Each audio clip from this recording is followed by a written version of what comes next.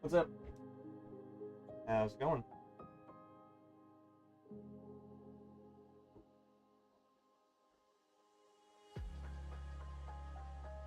Okay. What do you want me to change?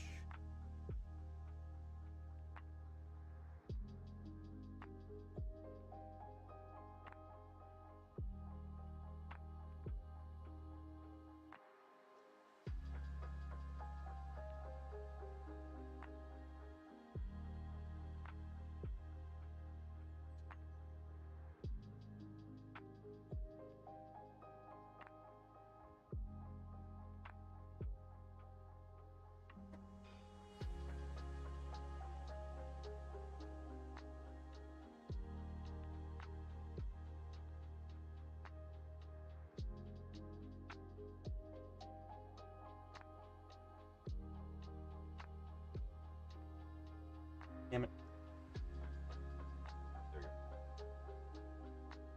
go. Ugh.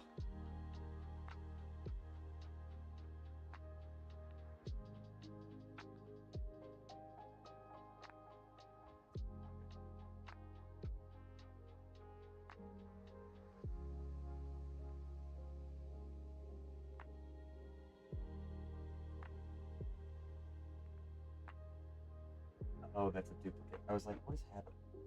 This is hidden. This is just all of this stuff applied. How can I erase the outside? Okay. So, redo that. It's right now. I can do that.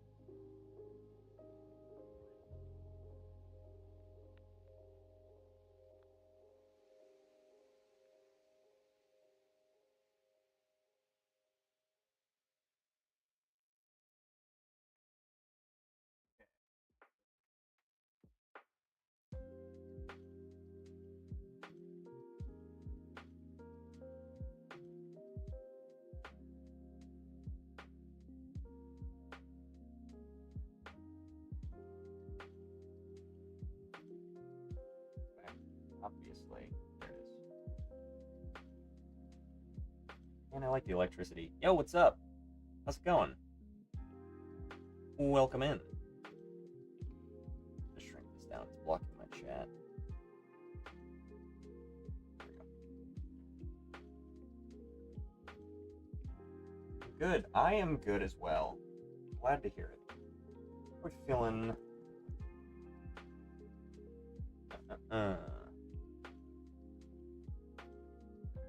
Yeah.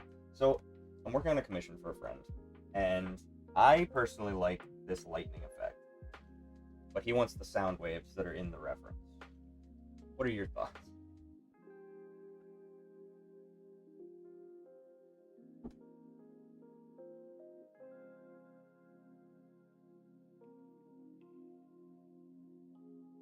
Because I could keep it in the background, but there is kind of just a distortion. I'll just do it. I'll just do what's on the page. I'll just do what's in the reference. It's for the client. Looks good. Thank you. Almost done with the course. I feel so confident in my drawing skills to be able to draw. That's awesome. That is ideal.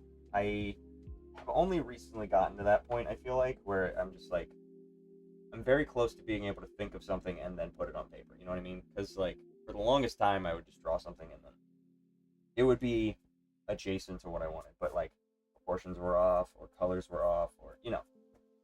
So, only recently have I felt confident enough to just kind of let it rip. And it's really freeing. Especially, I don't know if you've seen, if you're in the Discord, seen any of my animations for the speed battle, but those are, like, incredibly eye-opening, where I'm just like, I can fucking crank some stuff out real good, real quick. Which is always good to know. And I've got that in the back pocket. Just finished shading and shadows last night. I'll send it in the Discord. Nice.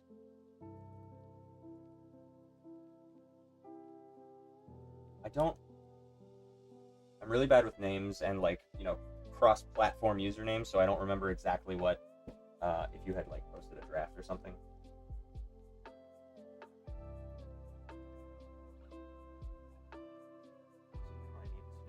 figure out.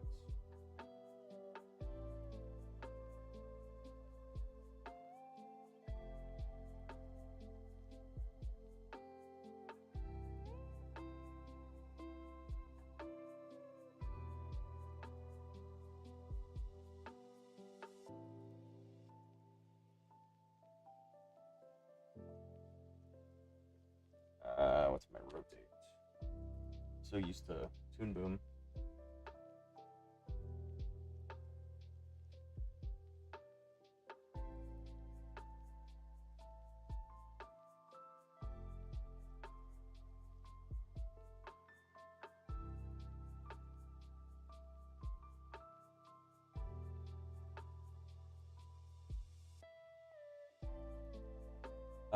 But who's that character? It is some Yu-Gi-Oh card. Let me find the name.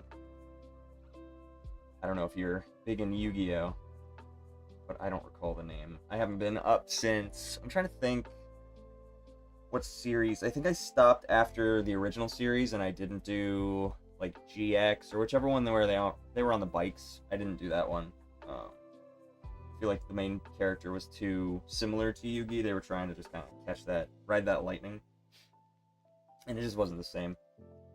And then I stopped doing the cards too because I was just like, eh. But then I got into Pokemon cards, and now that's a big thing. And now I'm broke. I'm not broke. I'm just keeping. Where? He gave me the names.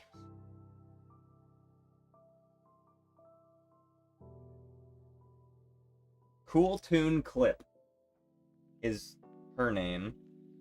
And then, here, I'll pull the other ones.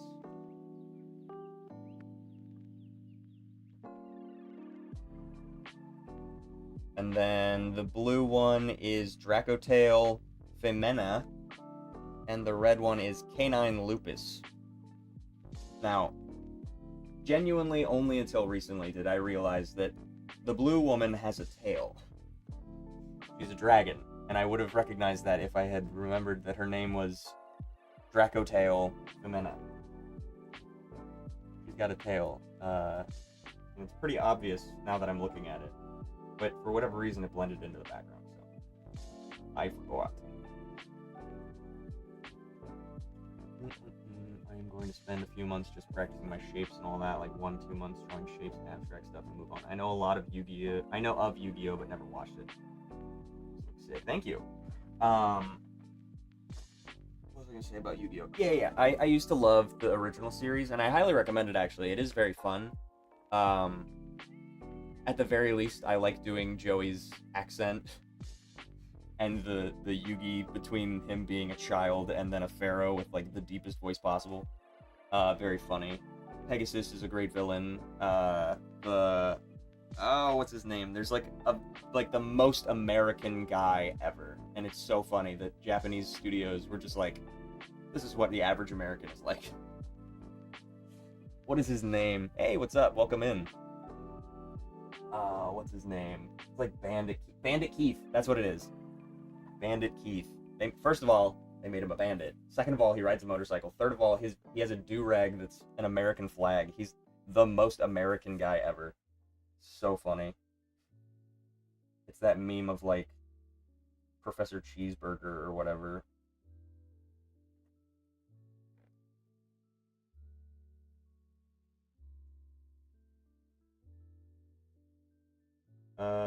That's what I was doing. I was doing the background on that. Alright, I can't focus if I have both of those in my periphery.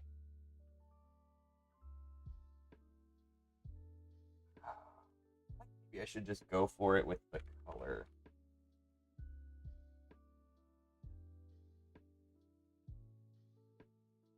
I get overstimulated if I have too many things on screen.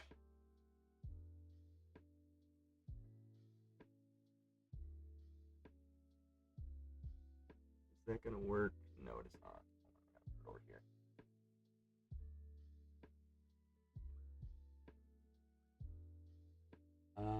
Let's do that one.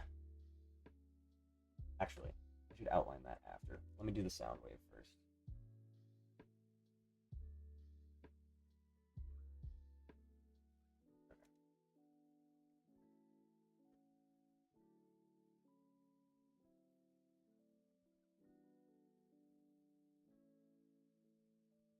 What layer did I draw that on? Okay, it is on a separate layer. Thank God, I was so worried I drew all of that on a different layer that I needed fully rendered. Can't wait to start actually drawing. Yeah. I mean, practice is great. I will say, like, sometimes you do just have to take that time to do what you need to do. But I also got to a point where I didn't know when to end practicing. And so I would just, like, never make actual pieces. And so there is, like, a paralysis of when you do finally get back into it. Hopefully you don't experience that.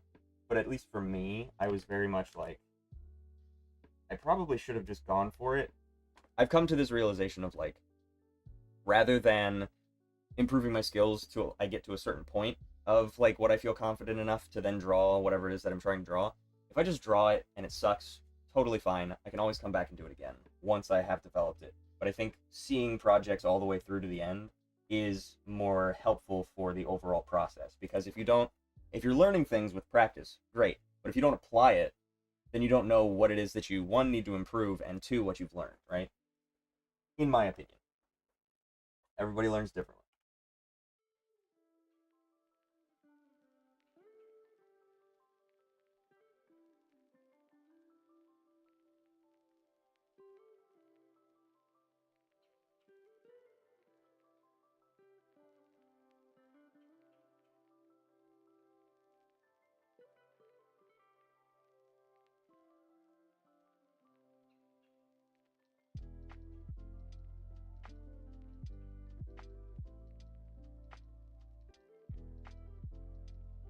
Finishing up the course, but I'm tired. Is it, what kind of course is it? Because I've seen a lot of like animation advertised courses, and I've always considered doing one, just so I know like how they go about teaching. Because I would love to be able to do that kind of stuff for free, not to like steal their content, but like for whatever I would like to teach other people. I I understand needing to make a living off of it or whatever, but I am in a position where I am okay that I could give tips, in a way that's not fully monetized and it's more just like trickling in from AdSense. I think I would be okay with that. Okay.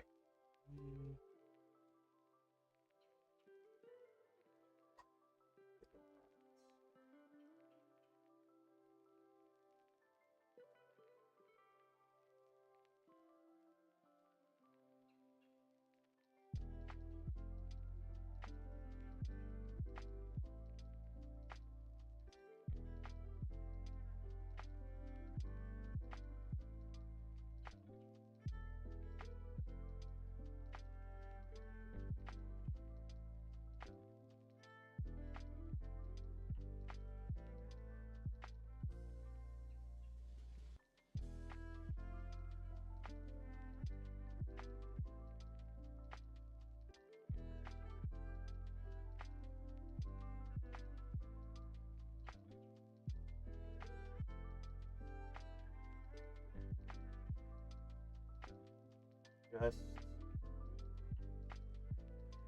do.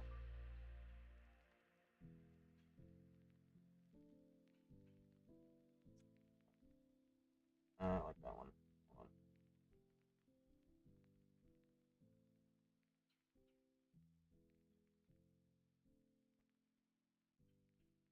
I don't know if I could just get away with doing an outside glow, or if I should. I can make it like a hard edge. I think that'll work.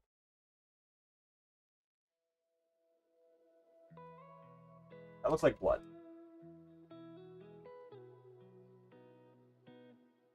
I'm gonna have to show him. I kept the lightning on a different layer. I'm gonna have to show him what it is that it looks like, because otherwise it's not gonna be amazing. It's a drawing database by Northern Kentucky. That's right, you had said that. On YouTube, free of cost, it teaches only drawing. Interesting. I do think I remember you saying that. But cool. Huh.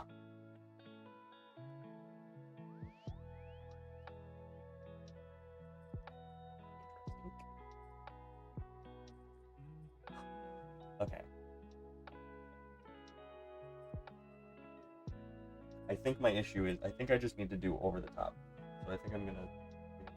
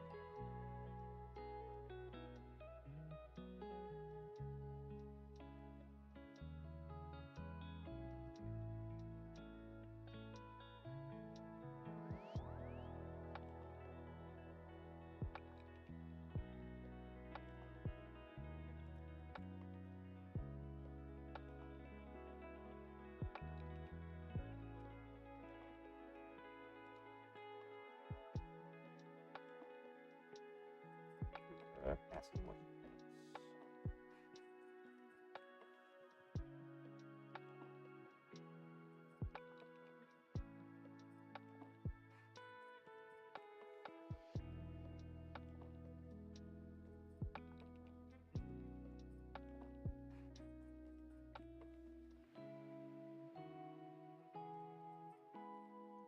Not terrible.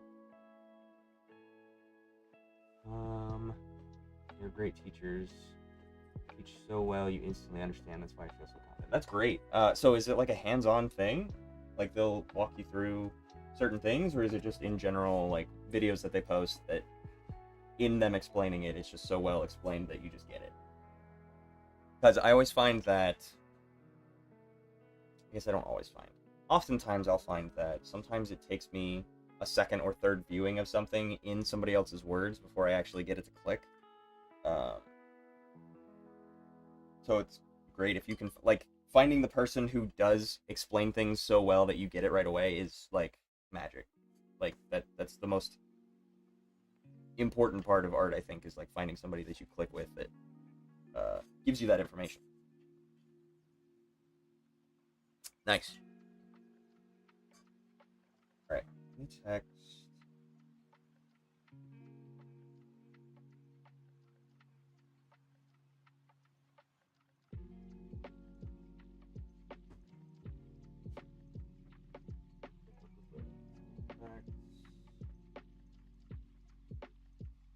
I want to glow. Looks like there might be a glow on the outside of the full effect, so I'll do a stroke and then a glow. Ooh, you know what I can do? I can do both. No, inner shadow and outer glow. That's what I'll do.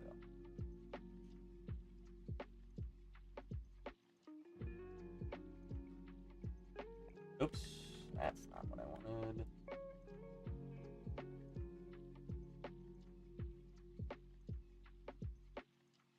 Do that. And then do... Nope. Wait, what was I doing? No, I was going to do inner shadow, full opacity.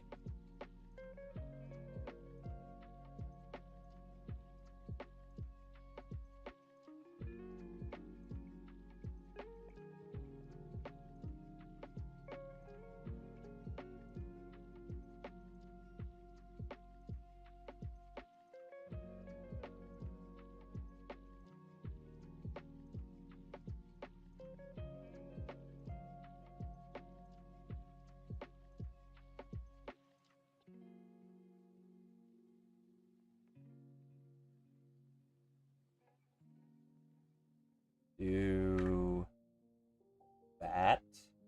Then I'll do stroke, outside stroke. I'll do this color.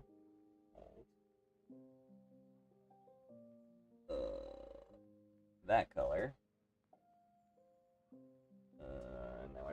looks like because it dragged me over here. There we go.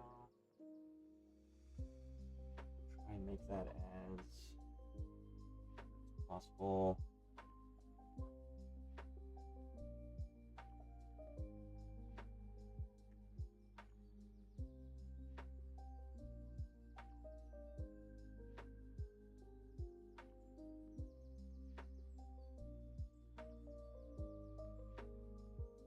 Okay, and then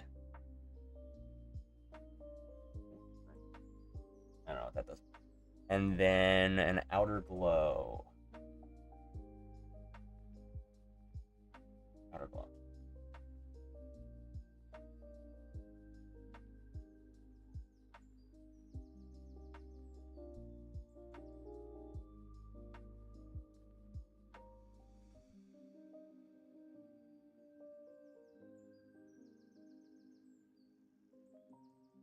And we'll just make this a little bit more red. No. And it doesn't show up. Do opacity. If I do a green, is that gross? That kind of works. Also make it bigger. I'll play with it. But I'll send that and see what he feels on that. They walk through the basics, how it works, what you need for it, and you can email the teachers. Oh, that's super helpful. That's fun. You said that's free?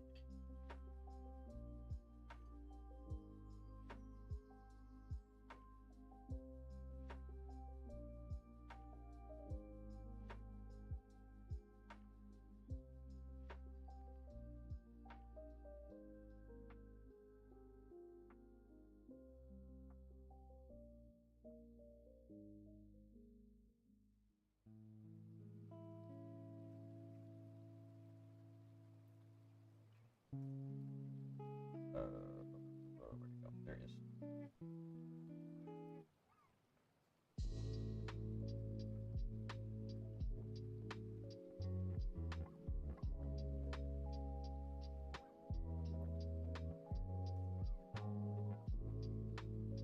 Yep, I highly recommend to anyone and everyone.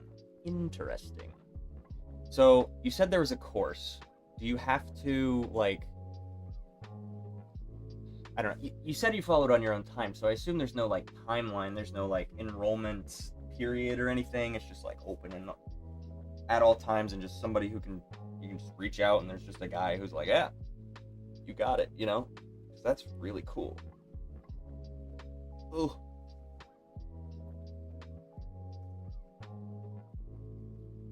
Okay. While I'm waiting for him to respond there...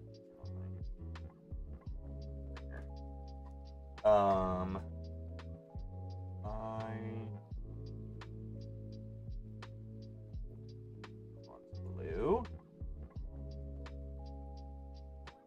I'll have to do the background. That's really all I've got left, I think, is the background. What is this? What layer is this?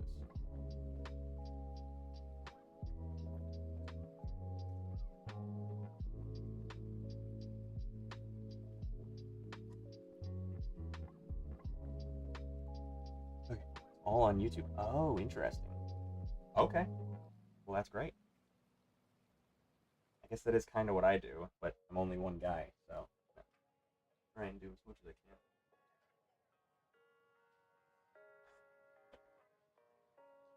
Wrong friend, but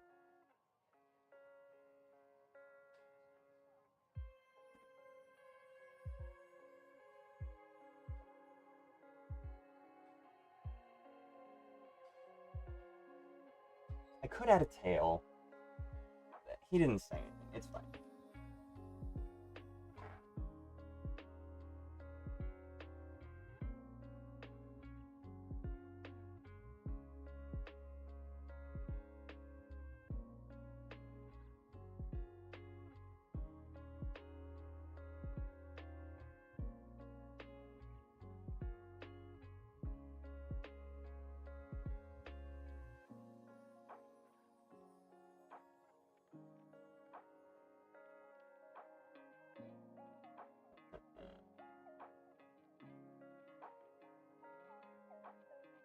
Yeah, we can use this as background. I need. Yeah. Oh, that's what I was gonna do. I was gonna try and keep it on theme with both the character and the character reference.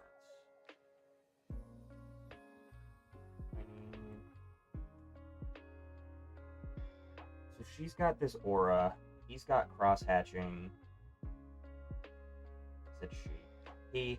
I don't think Toto will be offended that I misgendered. I fucking love Toto. He's probably my favorite character so far. Don't spoil. No spoilers. I've only seen season 2. What is it? Shinjuku? No. The Incident. We'll call it The Incident. Shinjuku? I don't fucking. Never been. Never been Japan. Okay, let's do. See, she's got like a flowy aura. I could do water effects. I'll do an aura, but it's water. How's that? Kenjaku? Maybe it is Kenjaku. I think it starts with an S. Have you seen Jujutsu Kaisen? There's an incident that occurs, and it's referred to as the blank incident. It's the incident. It's the name of the city is what the incident is called. It's some bigger, like, there's a station. Shibuya. The Shibuya incident. I didn't even have to look it up. As soon as I went to type, my fingers immediately went right to where they needed to be.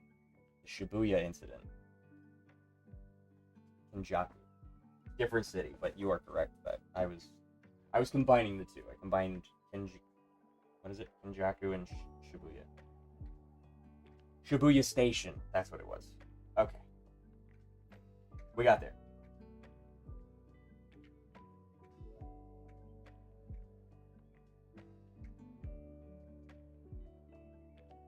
Alright. How do I do water droplets?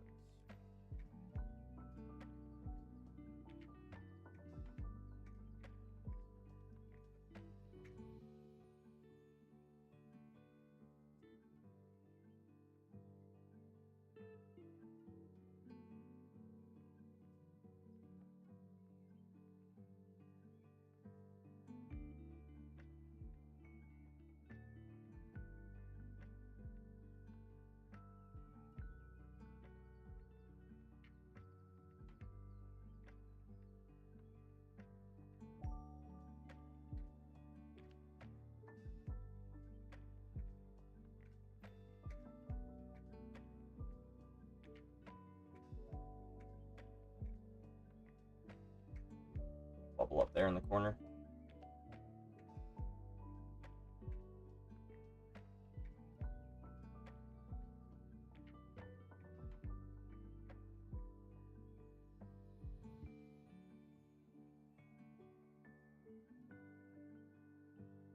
Okay, so I'm going to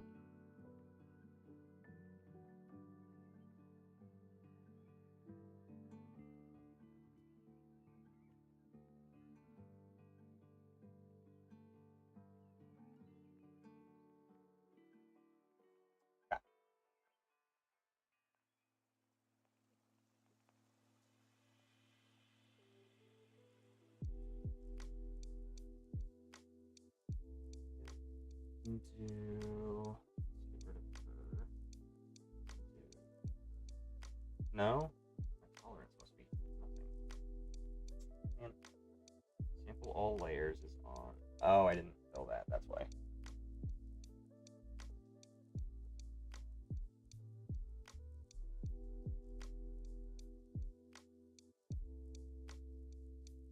Okay, let's try that again.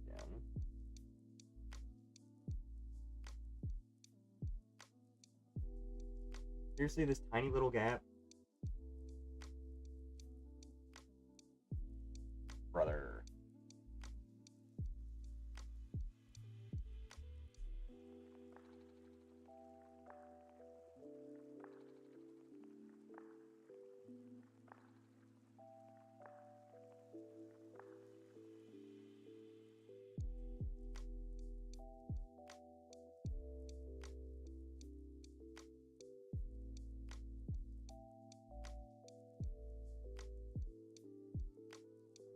And I'm just gonna paint it. I'm just gonna do it freehand. Do it freehand.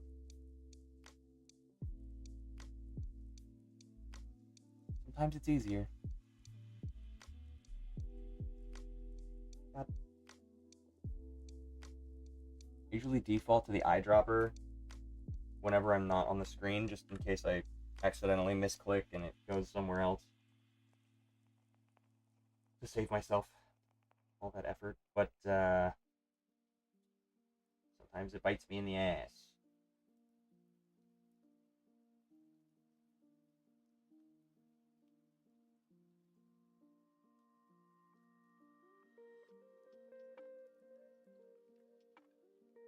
Am I on? Hold on. Yep. Wrong fucking layer.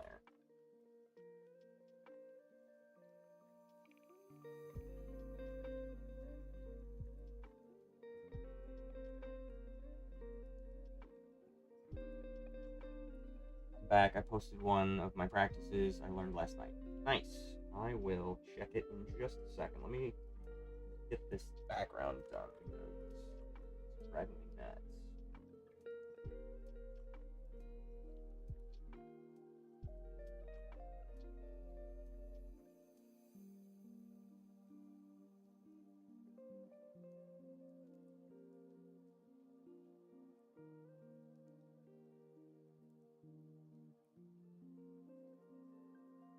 Change my ringer to something so that or to the Sonic Green Hill Zone, so that when I get a spam call, I'm not pissed off immediately. Instead, I just get to sit and jam. But I have a headphone in, so I'm shocked that came through.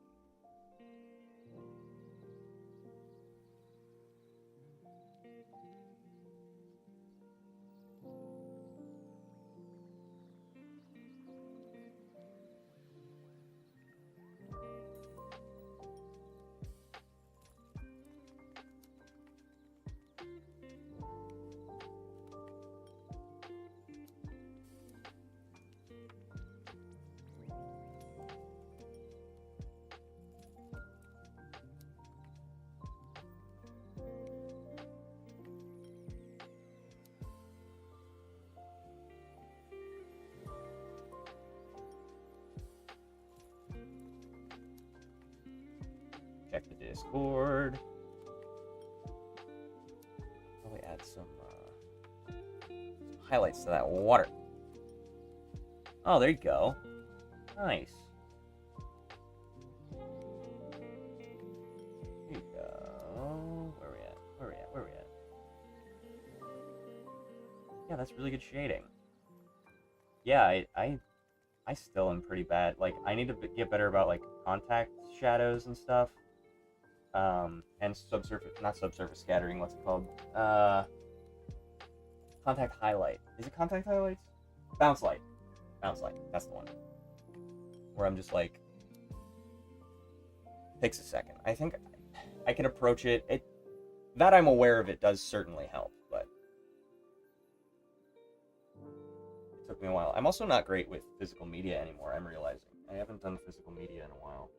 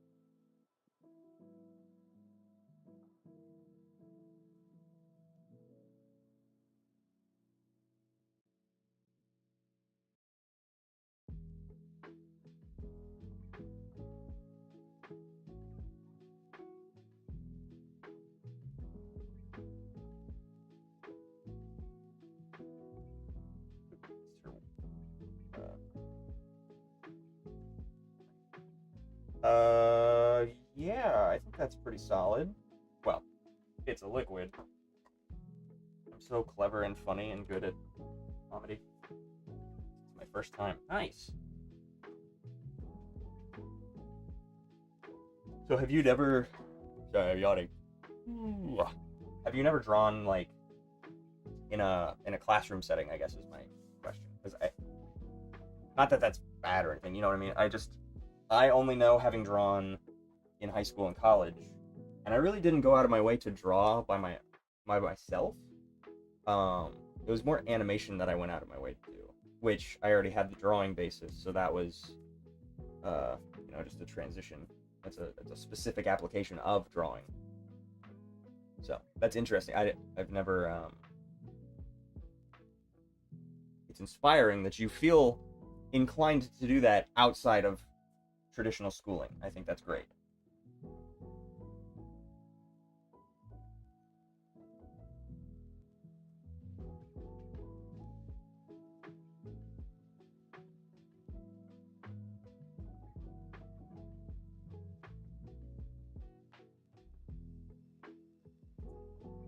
These two next to each other.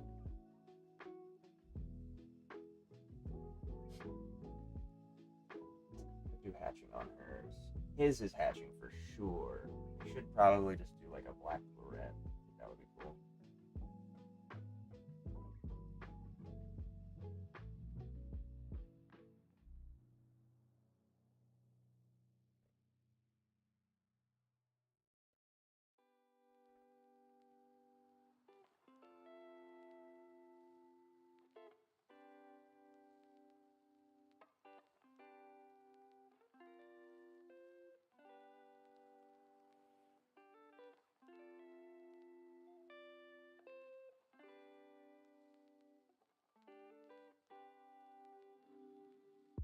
I'm just trying to figure out where all of these layers were overlapping.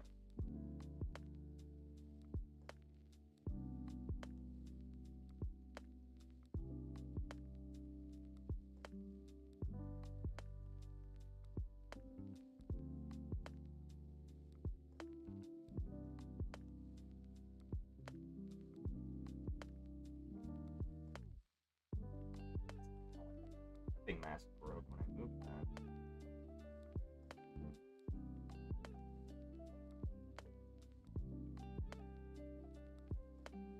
I feel like I can experiment with all kinds of doing with shapes and shadow. Yeah. Shapes are very specifically. I won't say the first thing that I learned, but like in my learning, it was pretty expressly like if you can get shapes down, you can get anything down because you can focus on shading, you can focus on form, you can focus on line work, you can focus on lighting. Like there's so much that you can do just with the shapes, and then even in practicing them over and over again, you get that hand repetition, and genuinely it does help a lot to just have that language in your head that your wrist knows. The closer you can pair your hand-eye coordination to your brain, the closer you can get to drawing the shapes exactly as you want. So it's always helpful to just draw shapes, as much as people are like, I want to do characters. Shapes are important too. Gotta do the basics.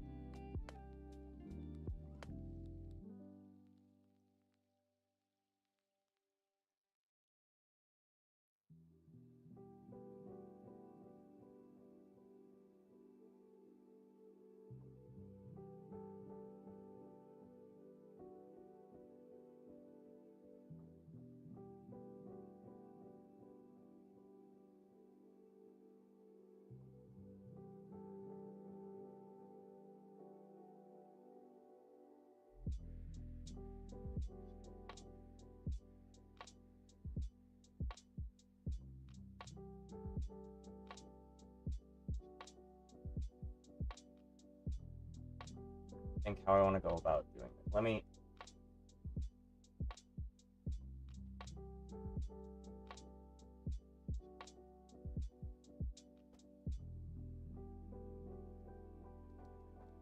Might be too much. I might do kind of like the aura where it's the gradient is overlapping with the hatching.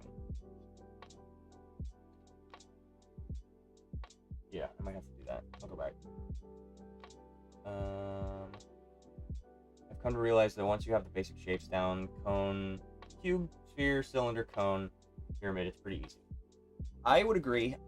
It's just a matter of like, once you have those shapes individually, then you have to learn how to combine them, because almost every shape that you would draw otherwise is going to be roundabout a combination of each of those. So like a finger, you've got a sphere on the tip and then a cylinder for the finger, but it's like a compressed cylinder, so you have to know how to warp that into space.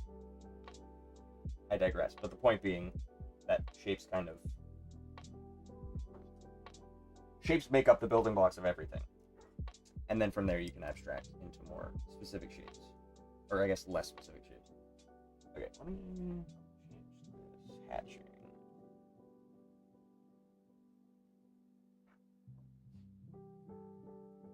I guess that does kind of work, but I think I need it to be more specific. I do like that. It feels a little like, you know what, maybe I'll just go back in and do more hatching.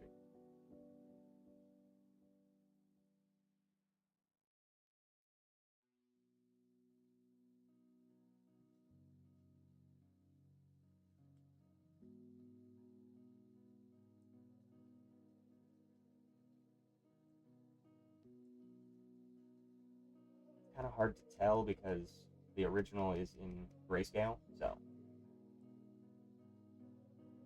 might not be as effective as I think.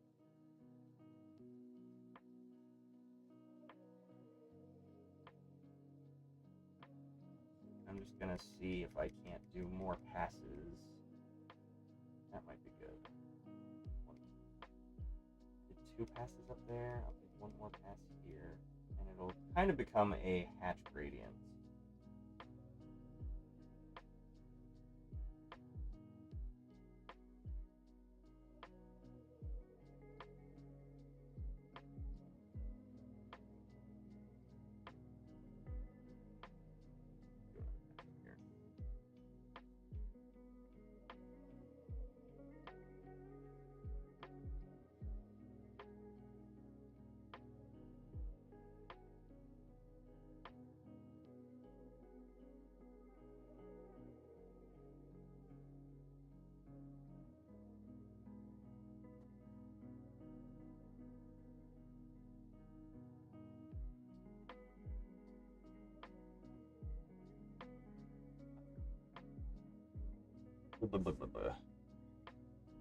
The AI teaches that to hide and seek, finding your best friends. It's a crazy course. Hide and seek, interesting. So like, I'm excited to be able to move on to the figure soon. What do you mean hide and seek? Like hide and seek as in like finding where those shapes fit into places? You know what I mean? Like when you're looking at a figure and you go, okay, head is sphere plus triangle plus square, you know, type thing. Yeah, figure is fun, but it can be very challenging.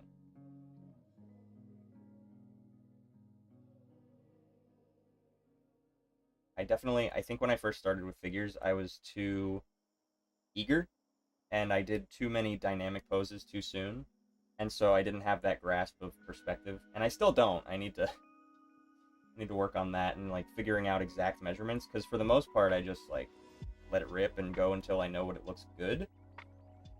But like I don't know how to line up a figure with a perspective when it's not perfectly aligned to the grid, you know what I mean? So that's something I need to practice. How to find the shape, yes, basically. Okay, gotcha. I've never heard that term, but that's good that they're teaching you that, because that is kind of the idea, is like structure. And I'm pretty sure in college they never really explained why we were drawing all the spheres and gradients and stuff. They were just like, you have to do it. And it's like, okay. Because That's the thing that pissed me off the most in school when it was a subject that I didn't really care about, was like, the classic, when am I going to use this in math? Or when am I going to care about the longitude and latitude lines on the globe? You know what I mean? Like, when is this going to apply? And it does. I'm not somebody, I don't still think that way. But when I was younger, I was like, hey, when is this going to apply? And it is helpful. It's kind of disingenuous for teachers to just reject that outwardly, of just being like, it doesn't matter when you're going to use it in the future. Come up with some examples of when you might use it. Say, hey, if you're going to be a mathematician, you need to be able to do this. If you're going to be doing inventory or spreadsheets or whatever, you're going to need to know how these formulas work. So it is important that you pay attention. I know nobody wants to be a spreadsheet guy, but you do become a spreadsheet guy at some point. And so for stuff in college, when I would ask about, like, okay, so what's up with this? They were just like, yeah, just do it. And it's like, listen, it is incredibly motivating for me personally to know exactly what it is that I'm going to be using this for. So if you had said, hey, draw these shapes over and over again, it hones your hand-eye coordination, it hones your shape language, it hones your line quality, it hones all these other things. Then, once you've been drawing all these shapes, they're gonna apply. You're gonna know where that sphere goes on the human figure to then apply that and combine it with other shapes. So now you need to draw cubes, and then you can combine that with the sphere. And now your shape language has improved. You have more combinations of shapes to then be able to use those in expressing figures, or I don't know, any other combination of things. Skulls, or, whatever else you use for observation. I have a skull over here is why I was thinking of that. But yeah, I wish that they had been more succinct in their explanation. There were some people who were very specifically not teachers. They were just adjunct professors who were there for the sake of getting access to our labs and saving money on tuition. That was really all it is. And so a lot of the time, not a lot of, I won't say a lot of the times, I had good professors, but some of them were not good professors. They didn't know how to teach. They were great artists, sure, but not good at expressing that knowledge. They were very specifically, like, in their lane. They knew what they knew, and they couldn't really break away and see how somebody else might apply what they knew to a topic that they might not have thought of, and then they didn't know how to, like, properly critique or grade or whatever. So it got a little frustrating for some people. It frustrated me a couple of times, but I knew a couple of people who just straight up dropped out. They were just like, I can't put up with this. This isn't good. They're bad at teaching. I'm wasting my money. I'm not paying for what I'm getting, or I'm not getting what I'm paying for. You think my plan to spend a few months practicing the course before going onto the figure, like, yeah, I feel maybe you should check out the course. Maybe it will help you find something. I could. I might give it a shot, just because I will say, for all of the complaining that I was just doing about college courses, I did at the very least learn exercises that are really good. I've also, I go on YouTube and I find tutorials that I find useful, and then I put that in that playlist. But I learned exercises that are very helpful for honing shape language, and and so when people are like, hey, do this, do that, to learn something, I usually just default to timed figure drawing. That's probably my favorite, is just like, because the figure has so many different complexities. You can learn perspective, you can learn shape, you can learn gesture and weight and cloth physics, and all kinds of stuff with figure drawing. And so that's usually my safe default, is like, okay, I'm going to either work on rendering with figure drawing, or I'm going to work on timing with my figure drawing, where I'm trying to increase my speed, or what have you.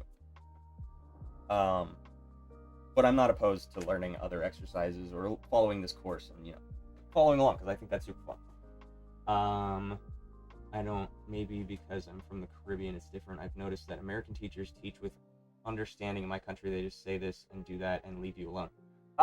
No, that happens in America too, for sure. I very distinctly remember teachers who would just, like, dismiss you and your ideas if you had anything that was, like, against what they were trying to teach. If you ever questioned their authority and were just like, what is this helping me do? And kids usually are not being sarcastic or mean about that, in my experience. Me personally, I'm not. I'm genuine. If I ever ask a question like that, I'm like, no, I need help. Please teach me. But sometimes teachers wouldn't take that seriously, and so they would not They would just think the kid was being shitty and like, oh, you don't respect my authority, whatever. And it's like, no, that kid needs help. That kid wants a different approach to teaching. There's always another way of teaching whatever it is that you're trying to express. You know what I mean? It's a similar experience I have with talking to people sometimes, where if I don't understand what somebody said the first time, not like I didn't catch what they said, but like if you're trying to express an opinion or convince me of something and I don't get it the first time and I ask you, hey, could you elaborate on that? And you just repeat that, it doesn't help. I need you to express that in a different way, not just say it again. I think I said, could you repeat that? More of, I don't quite understand. What do you mean? If I ask, what do you mean? Usually that means, hey, whatever you did the first time to qualify that question or answer, whatever, it wasn't enough. Do it again, but different. Not just repeat yourself, because that's not what I need. My brain doesn't chunk over to the next thing if you just keep saying the same thing, right? And I think that's an experience across the board. I think there are just people who shouldn't be teachers.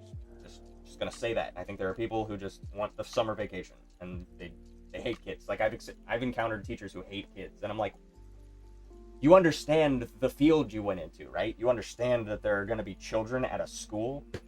So, really annoying. But going through high school, for example, they say, here's a bag. Those in the bag do that. They really say, use what's in the bag and make this. Hated it. Hi, welcome in. What is up? Sorry, I'm on a rant right now. You've busted into the middle of my rant.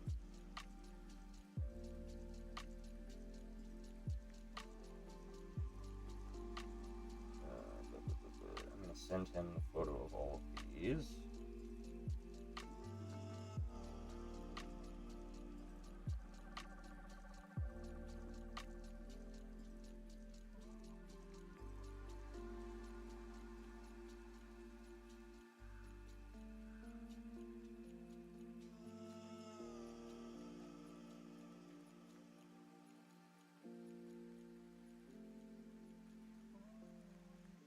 Sorry, not being entertaining. I'm an entertainer. I'm a streamer.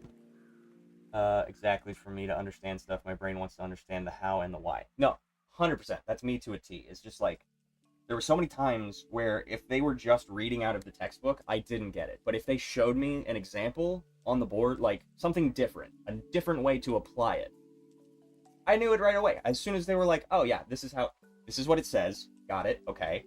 I'm struggling, but I'm with you. And then they apply it and they go, okay, this is how you would use this. I'm in. I got it. Done. Easy. Bet. I'll write it down. I'll do it my own way. But if I don't know my own way, then I can't know that. You know what I mean? Like, I struggle to abstract the concepts. Or if you take something that's so complicated, sometimes I get lost in the vocabulary of it, and I'm literally just like, okay, what did that mean? I need to break down all of the language in this sentence to know exactly what you meant. I don't know what this word means, so I can't possibly know what this whole sentence means. You know what I mean? Anyhow.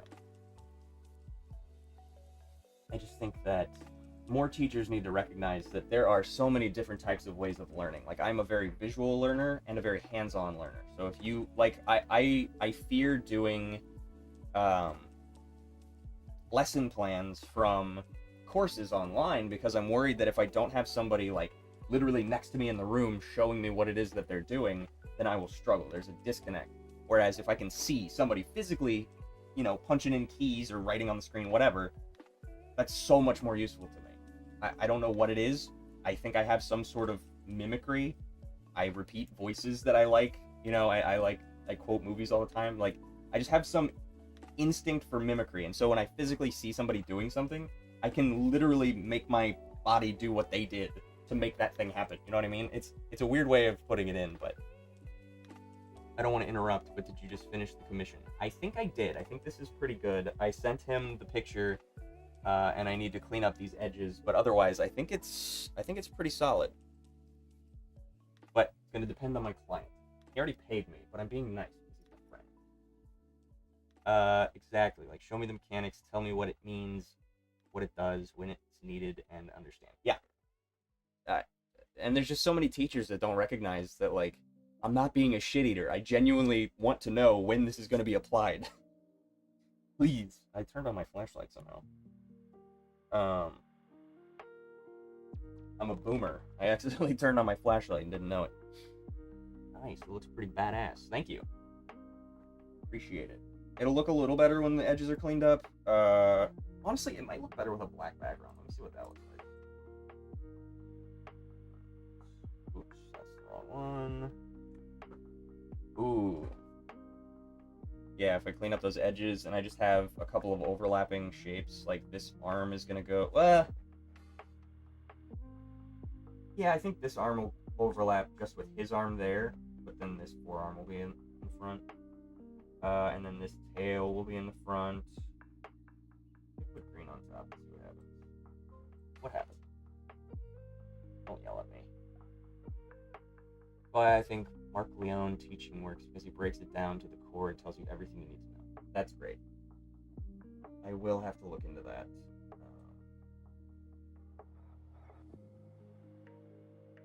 Yeah, I might have to erase her front arm there. Or I could spread them out a little bit. Nothing saying I can't do that. They're like jam-packed on top of each other. I'll ask him what he thinks. I kind of like the idea of them jam-packed.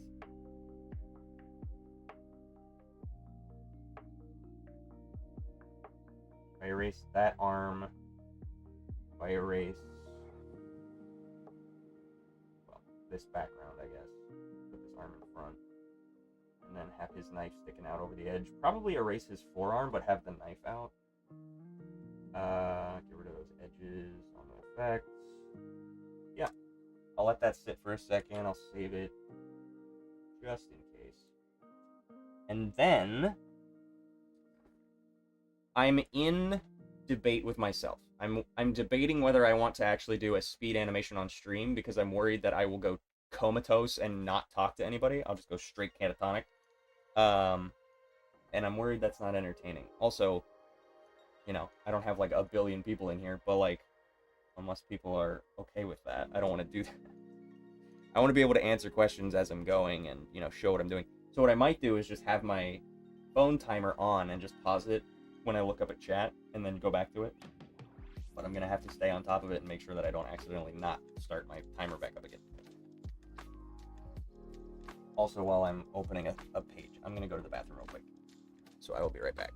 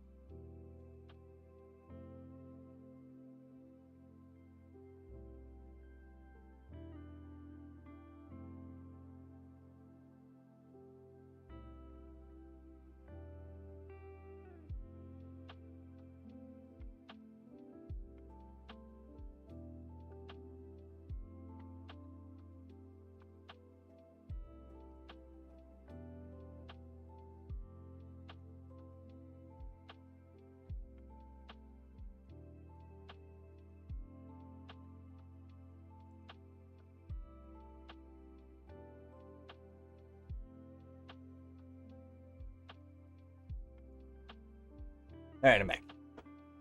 I love that my screen is just a black void. Okay, let's get rid of this.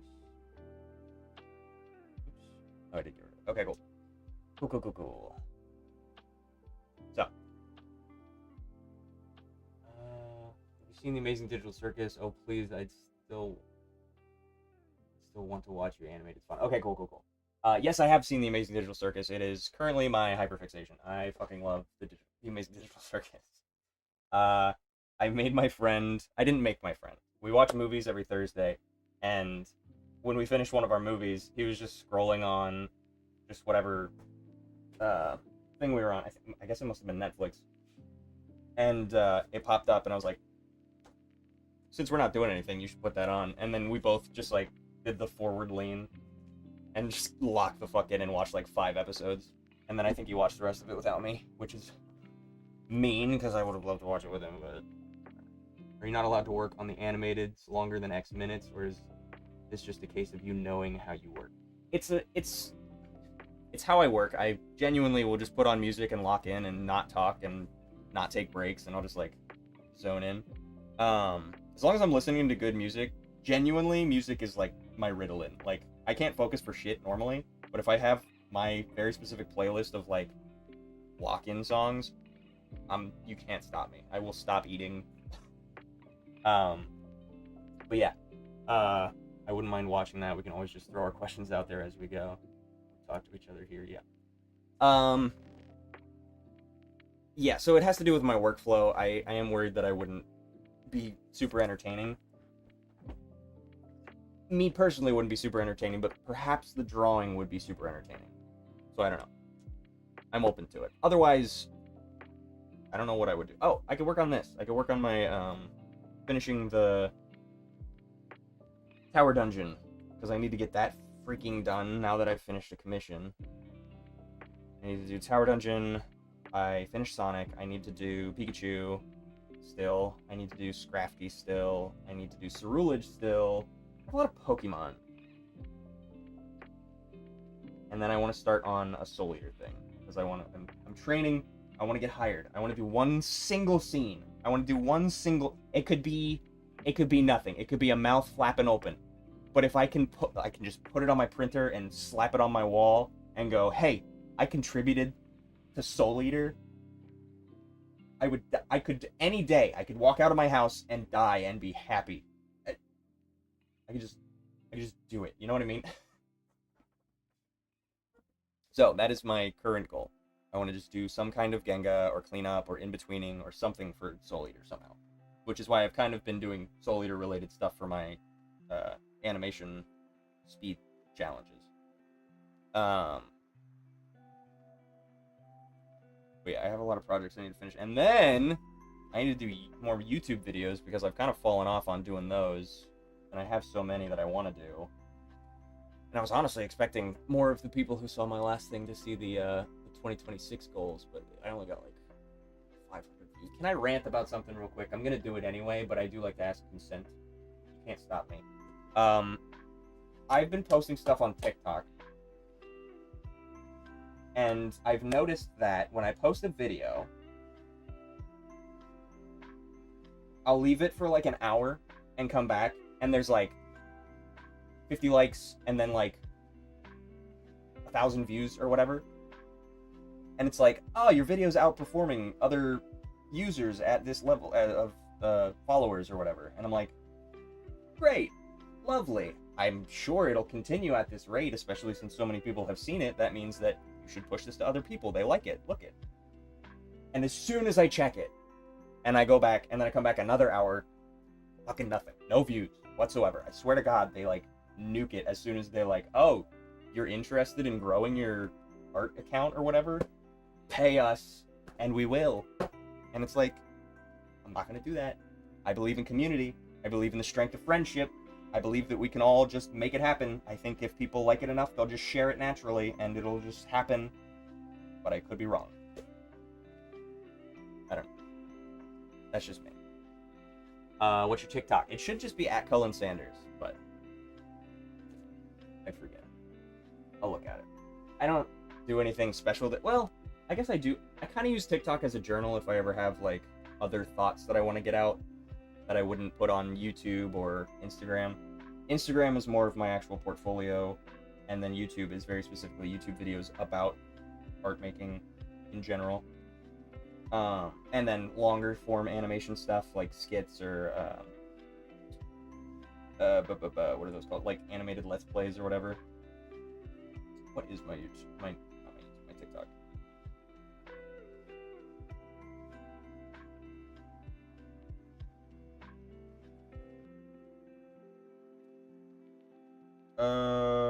Yeah, at Cullen.Sanders. That's what it is.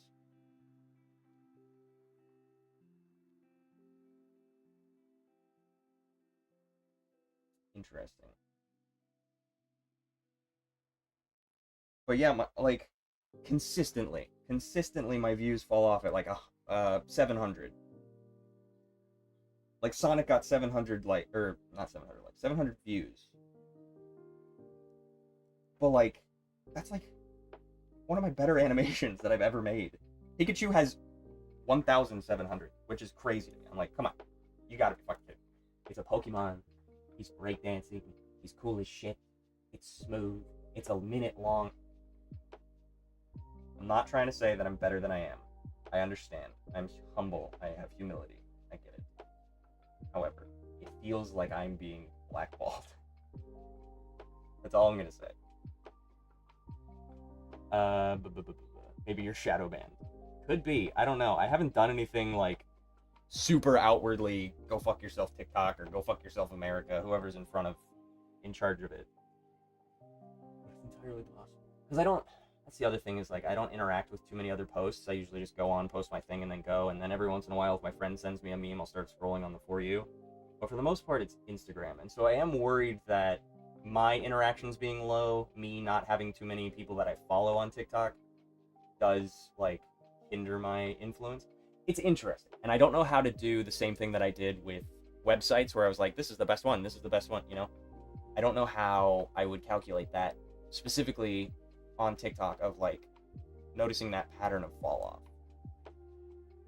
I could just put it in a chart and see like when all those views skyrocket based on dates or whatever, but I don't know if there's analytics. There might be analytics in that depth, but maybe not if I'm big enough. I don't know if I'm big enough. I have analytics on YouTube. I don't know how any of this works.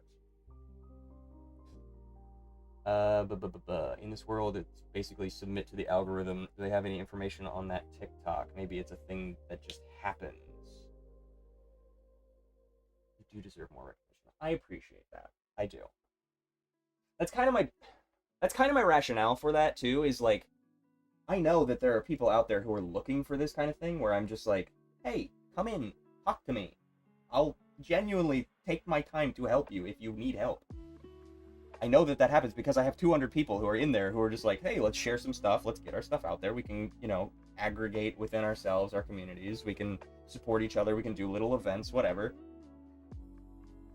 But the views stop at some point, and I don't know why. Maybe they don't like that I'm giving away information for free.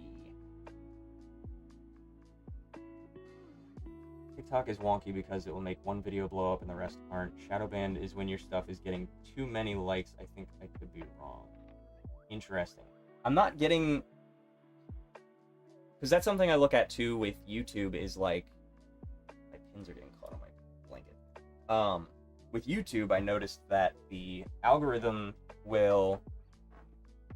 Usually, it keeps pace with the likes to views, where the views will be, let's say 100, and then you get 10 likes. And then if you go to 100,000 views, you get 10,000 likes. Like it's proportionate in that it's like a 1 to 10 ratio of people who see the video who then interact with it, right? And there's no pattern on TikTok like that. But consistently on YouTube, that is pretty accurate. Like it's just 1 to 10 for the most part. And I know they don't show likes anymore or dislikes or whatever. Is it just dislikes? I think it's just dislikes. Like I know that I'm trying to help people. So it's weird to me that like more people aren't seeing it. I get a lot of shares and I really appreciate that. Like truly I think that sharing is the most effective means. Like every once in a while somebody will share and they must have a pretty decent community where then that like will restart it'll jumpstart the thing. I think I released an animated on YouTube that didn't get a lot of attention, but then just somebody reposted it and that got it, like kickstarted it. And then I have a Gumbus post. I don't know if anybody knows Gumbus. Fucking love Gumbus. I had a Gumbus thing where I was like, oh, the amazing world of Gumbus. That's funny. And so I just did a little doodle. That has the most views out of anything on my page on TikTok. And it took me maybe 10 minutes. And it pisses me off every time because Pikachu took me 6 months. And it has 1/35 of the attention. So it's very funny. Dude, I recently watched your videos about where to post drawings, and I must say I've finally found it. Thank you. I'm glad you did. Did my video actually help? And I'm also thank you for stopping by and saying hi. But did my video help? Because I am truly trying to figure out how to do that. Yeah, but you don't watch the views. Don't watch the views. I'm confused.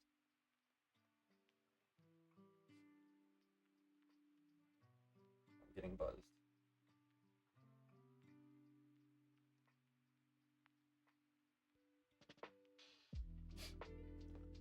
It indeed helped me. Okay. So you watched the first video, or did you watch both?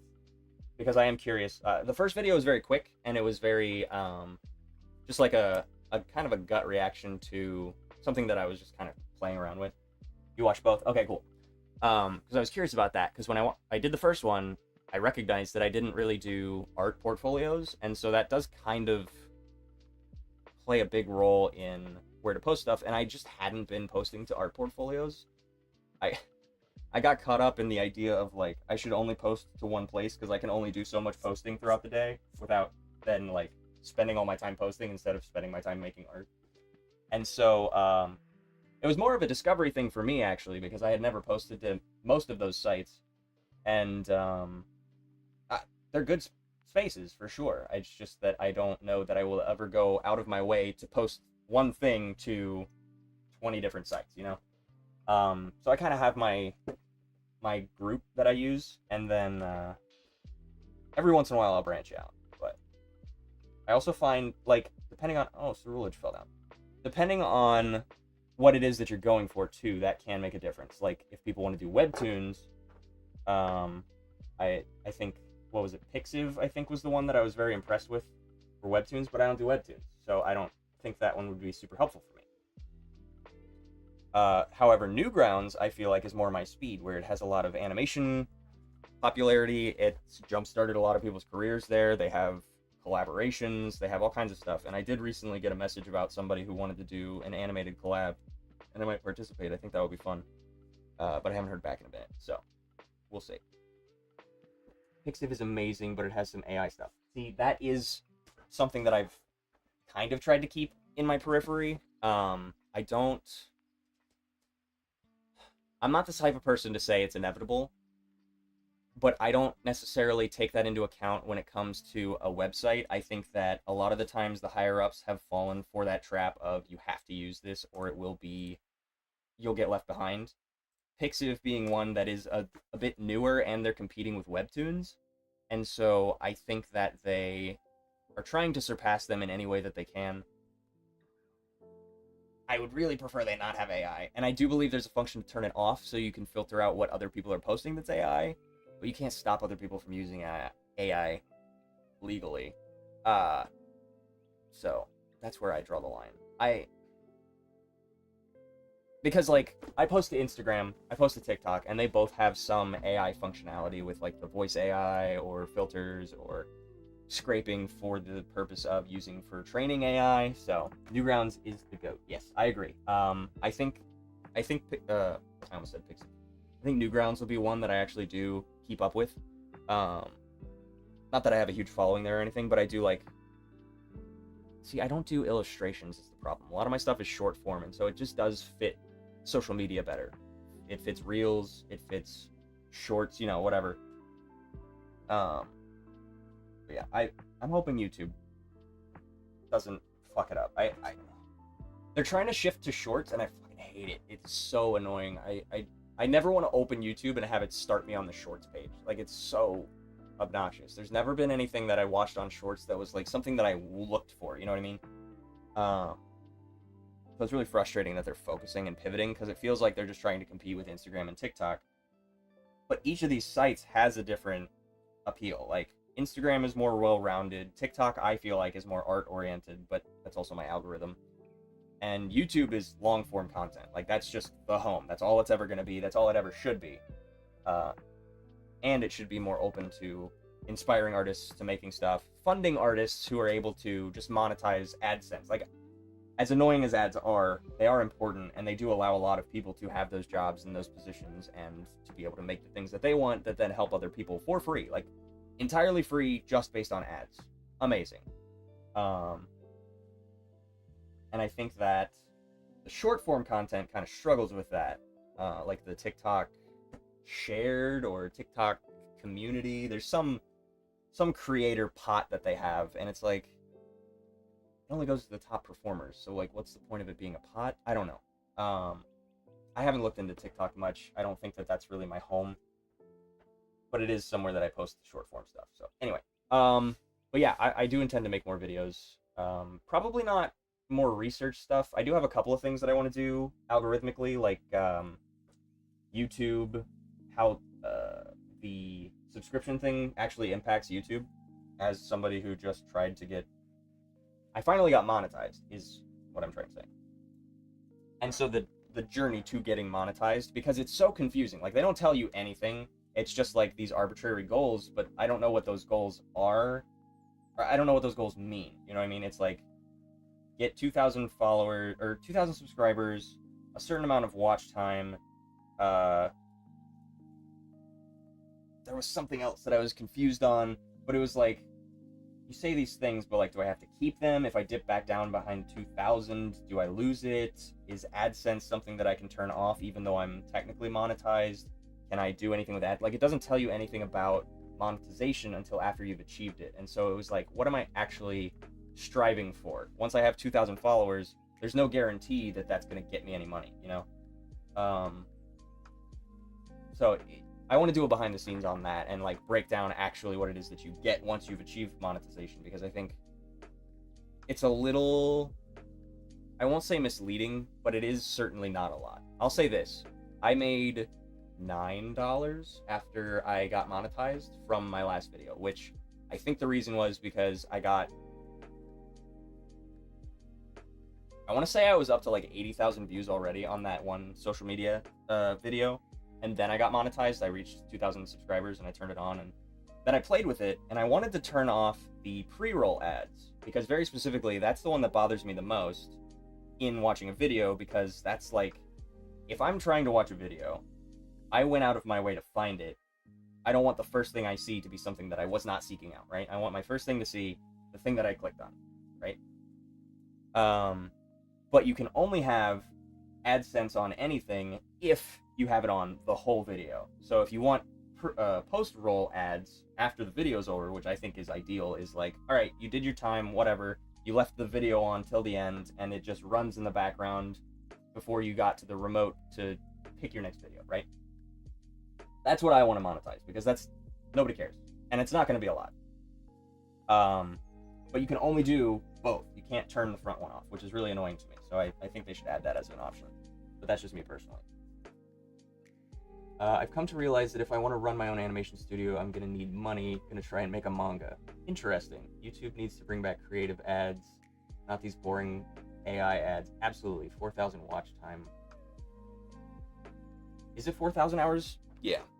It's some crazy, like, because that was, I remember, I don't know if anybody was around back then, but I remember when I was younger, people were talking about animation on YouTube, and it used to just be based on I think views in general.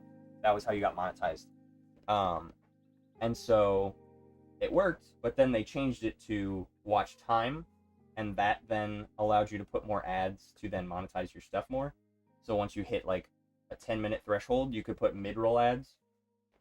And I don't want to do mid-rolls. I don't know. It just feels kind of weird and gross. I don't know how my audience feels about it, if anybody cares.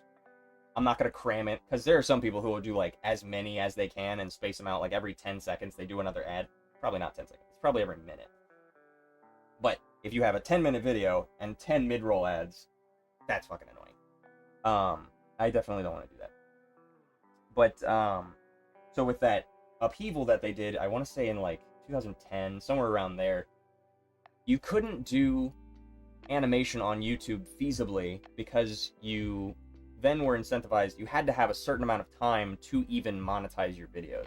And so you couldn't make a 10-minute animation. It takes a year to make a 1-minute animation. How am I going to make a 10-minute animation? So that's when there was a resurgence of, I think that's when the story times took off, is when people would just, it was animation, but it was just like a podcast essentially that they had done a storyboard for. Which, by all means, they took off for a reason. They were fun. You know, you get to learn about this person, they have fun stories, they have a good animation style, whatever. But it did force people to not be able to make what they want. Like, I genuinely wonder what those people would have done if they were able to do what it was that they wanted to do instead of that. So, it's just interesting, and you kind of have to gamify the system, and I don't like that. I would rather just be able to make the things that I want, and hopefully find the audience that is into that, rather than me appealing to an audience. I also don't want to do clickbait. I also don't want to do trends. Like, it's going to be a long road, but I've considered, like, if you start on that path, if you start by doing trendy things, by always being on the cutting edge, you will always have to be doing those things, or your audience will leave. You garner the audience of the people of the content that you make. So when you're a piece of shit online, and people like that, doing prank videos or Logan Paul bullshit, you're gonna get a bunch of 12-year-olds. You're just gonna get children who like to watch people suffer because they're a bunch of little assholes. But, like, I don't want that audience. So I'm trying to make stuff that's entertaining, what I want to make, and appeals to an audience. You know what I mean? But what I want to make isn't necessarily fully appealing to everybody. It's just a very specific niche, and YouTube refuses to show it to the people that need to see it, right? So, anyhow. Speed battle. Do we want to do that? Because today is 2 hours, and the prompt is... What is the prompt today? I forgot. Did I write it down?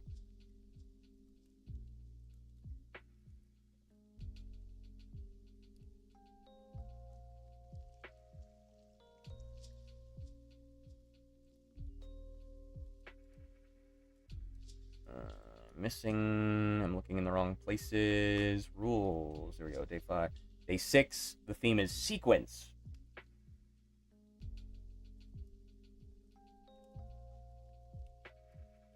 I don't know what the timer is. I keep talking about a timer.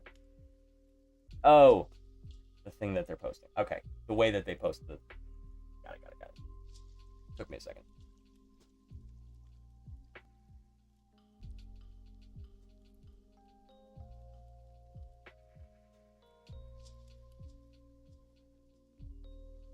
I'm a fetus. I just turned 20 and I don't know anything about old YouTube. The thing is, I'm not going to cram my video with ads because hopefully my manga will be bringing in money, so I'll be able to balance it out. Yeah, that would be great.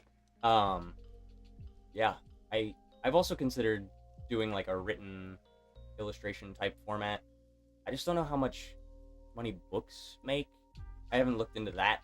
I also don't make too many still form art pieces. I'm usually doing animation stuff, so it's a harder thing to like monetize, you know what I mean? Like, it has to be a show that people watch on a network, unless it's The Amazing Digital Circus, in which case then you get to make what you want and it's free for everybody, and they get 1 billion views and it's awesome.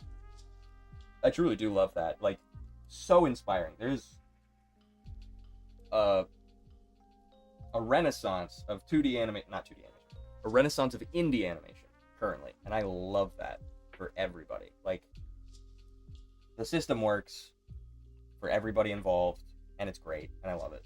And that's kind of what I want to do. You know, I want to be able to just put out a show. I don't want to crunch for it. I know people want stuff regularly, whatever, but like, I'm of the mind that you make things and they're finished, right? You spend the time that's necessary to make it finished. And that's proportionate to how successful it is. So if it's more successful, you can hire more people, you can spend more money on it, get it done faster, right? Whilst keeping the quality, but you do have to pay more. So I just don't have money to pay. So it's just me doing it. So yeah. Okay. Actual art. The theme is sequence. 2 hours. If I start now, I will finish at 6:30, and make sure that I don't have anywhere to be. Yes, my Monday is clear.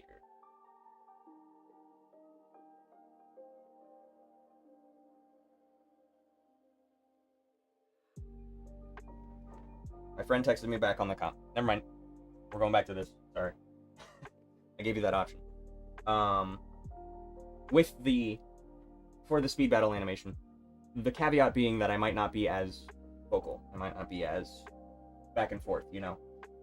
So with that prerequisite, keep that in mind. Is that acceptable to people? Otherwise, I will just do Tower Dungeon, and that'll be fine. But it would be great to do the speed battle, teach people, and get it out of the way. So I don't have to be up until 4 a.m. tonight. Because I will.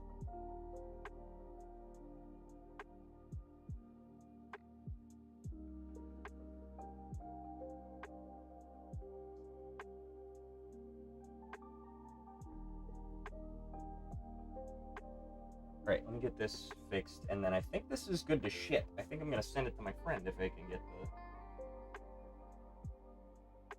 it to look exactly how he wants. Okay, what layer was it? God.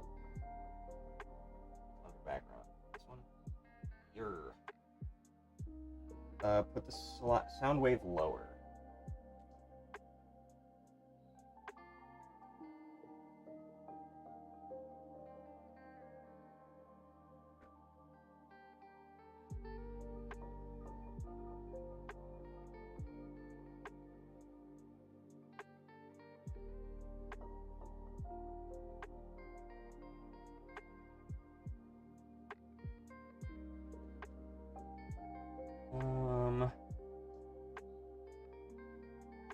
On one hand, I'd love to see the speed battle. On the other hand, you've been working on Tower Dungeon longer. I do need to get that out of the way. It's been...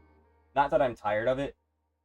I just am... It's something that I want to take my time on. Especially after they released the one preview. It was an ad for the next drop for the anime. Or for the manga.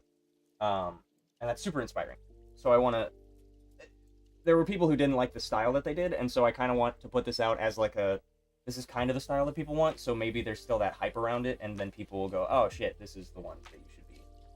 You should do it like this, you know? Not that I want to be the director or anything, but just that, like, they want to show that the audience wants the style to be accurate to the manga, because the manga is so fucking... It's grimy in the best way possible. I've said that before.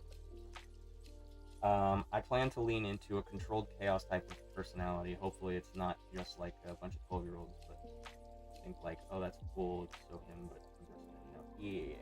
Does anyone else get hungry when they draw, or just me? It depends on if I get locked in. Call Cohen for the anime. I would love... Listen, I know I just said that I don't want to be the director, but I would love to work on it, you know? I don't need... I can't handle that responsibility. They wouldn't even do that. It's fine. I'm not going to dream that big.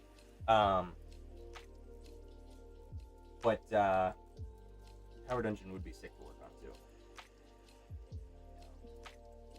They truly just need to take the anime, or they take the manga, they draw the panels, they put it into the anime, and then they just fill in gaps, and they make it move. You know what I mean? Like, people love the One Punch Man. There's like a fan who just makes the manga panels move in One Punch Man, and it's better than the show. It's fucking insane. Most people watch that instead. They're like, I don't even need to watch the anime because they don't. It's bad. Apparently, I don't want to shit on the animators.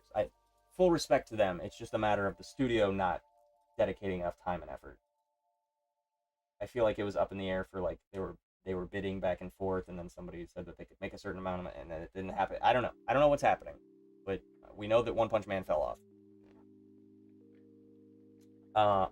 To answer your question, I do not get hungry while I'm drawing. Essentially, if I'm locked in enough, if I'm doing this chatting, I might get hungry. But if I'm doing a task, I don't get hungry. If I'm playing video games, I don't get hungry until after. So I do have to tell myself, like, you have to finish at this time, or you have you have to eat at this time. I'm a very regular person when it comes to my scheduling, and so I eat about the same time every day, and I go to bed about the same time every day.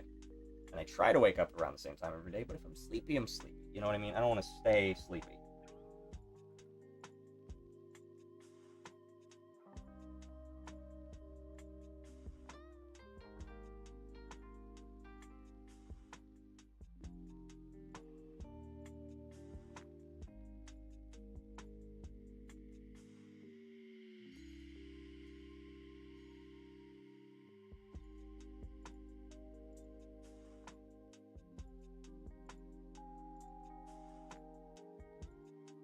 Sorry, my friend is telling me about the commission specifics. How close do you want the character panels? And I'll also need you to sign off on the parts that overlap.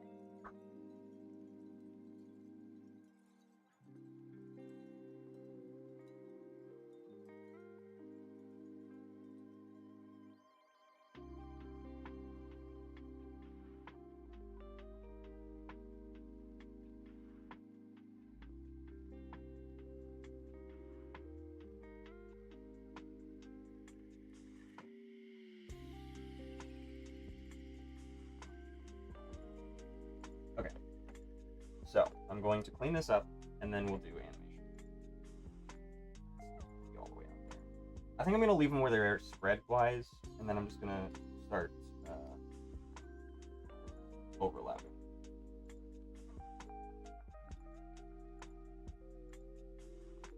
So I need to duplicate group.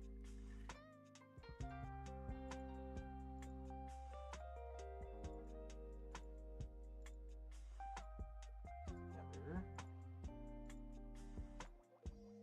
Merge these now.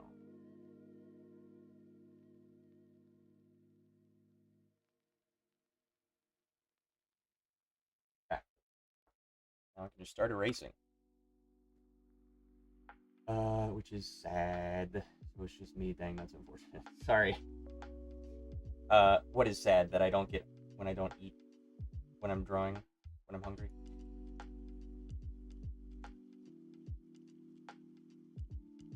I always read chat and then I lose where I was, and I bounce around so much that I never remember what it is that somebody's commenting on because I talk too much. Blue over top of green, green behind blue, green over top of red. Yes, the perfect lineup. Okay, so we're gonna erase this on blue.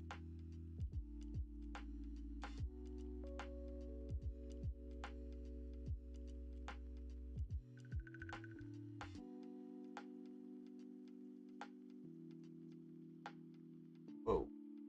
Whoa. What just happened? Oh, I clipped it. I was like, what happened? Okay. That.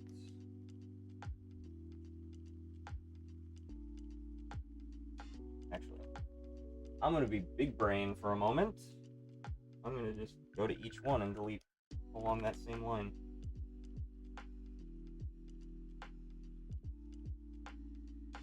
Correct. Yeah.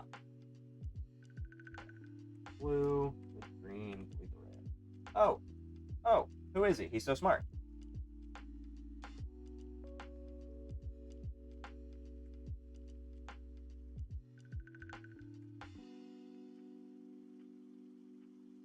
Not. Oh, it's green.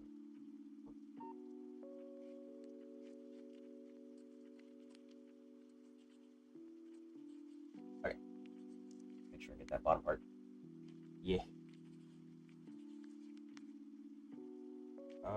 Erase. What am I erasing? I'm not doing her hair, but I do want to get rid of that effect, the water effect. On blue.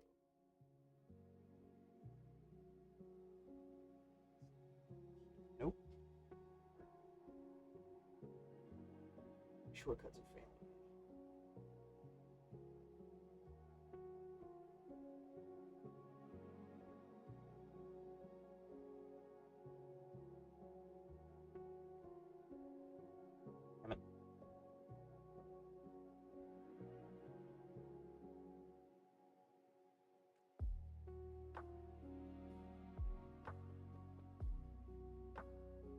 What the hell?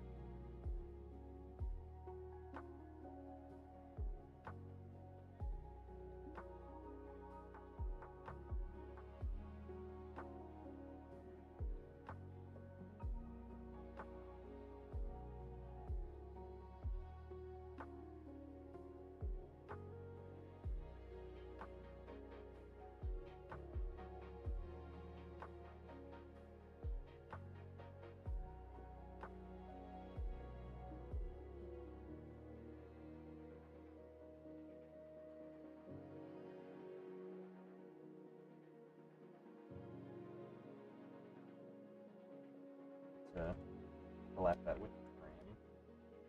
Shit.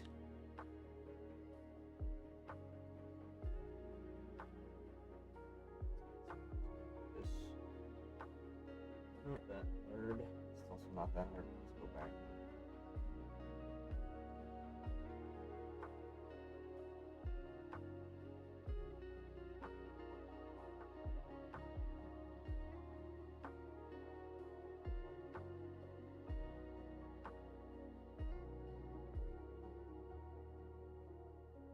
Why did I do so much detail on these braids?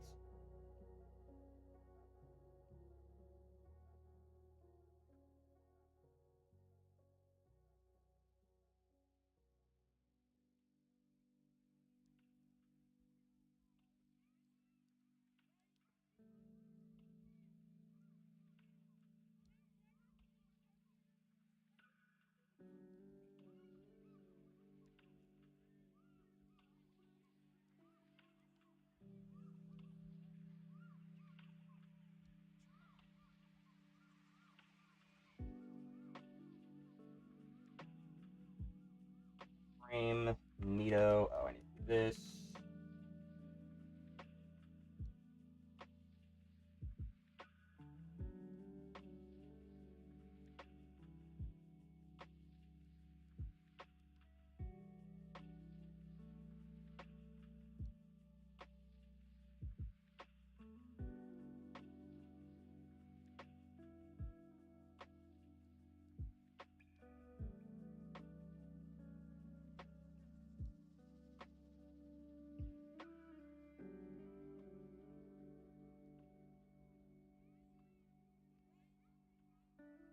Is that everything? Nope, I need to get rid of this. Ah, shit.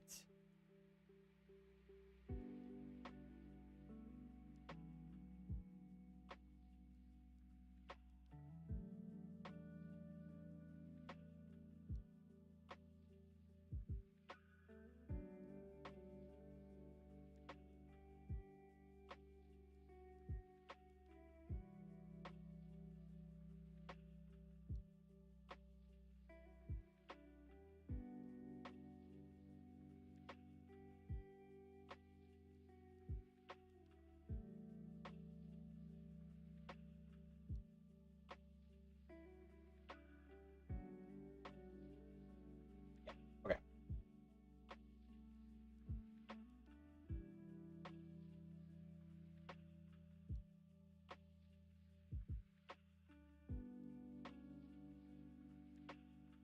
I want that arm poking over.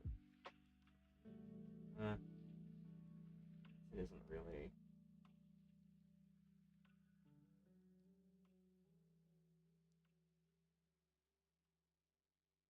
I guess it is. But it's not. I won't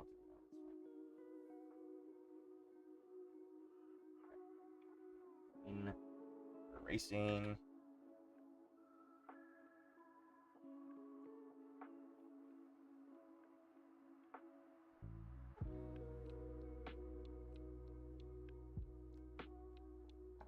That.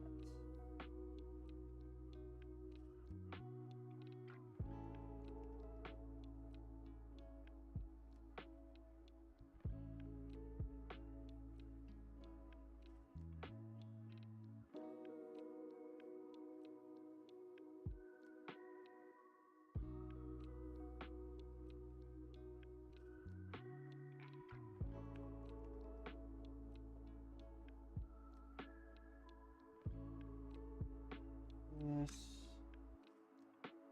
It's not my eraser. Oh wait, yes it was.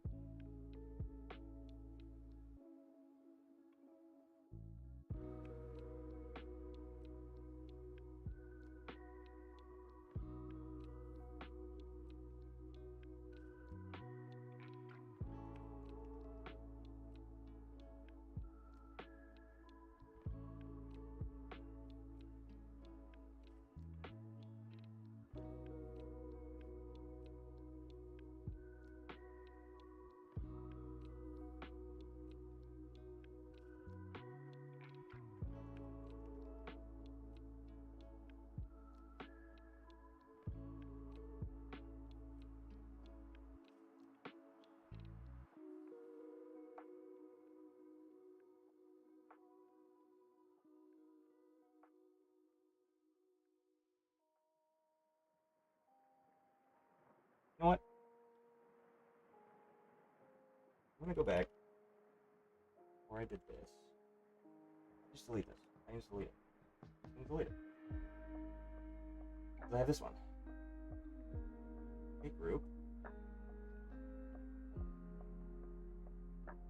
Sometimes you just gotta work smarter, not harder. Okay. And then we're gonna get rid of the frame. Just gonna merge it down. I don't have to worry about it.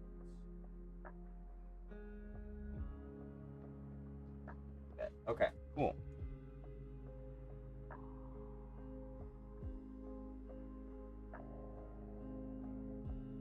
Since I have a black background now, I don't have to worry about it.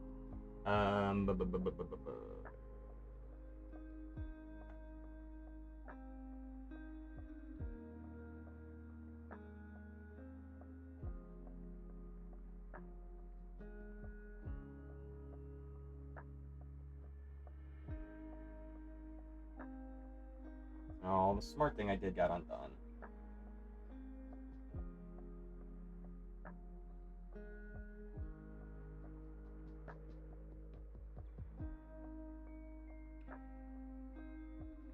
And then to erase here, this little thing. So in order to erase,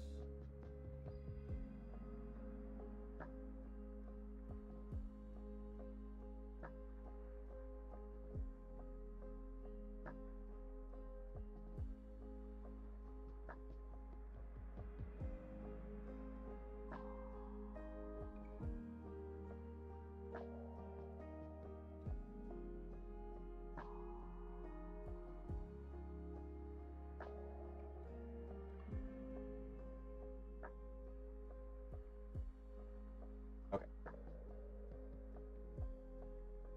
Okay.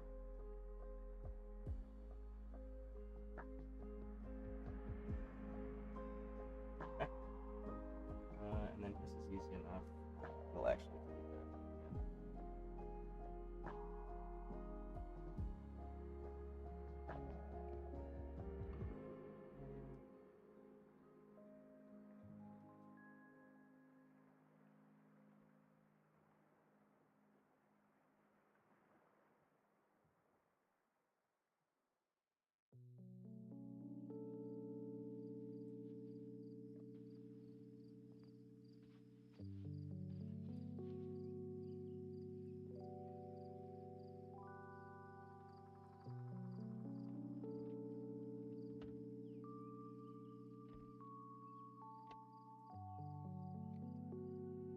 Oops. Okay. Nice overlap.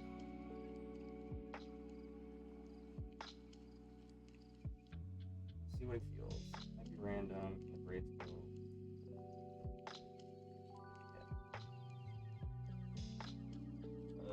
Yeah. I think so.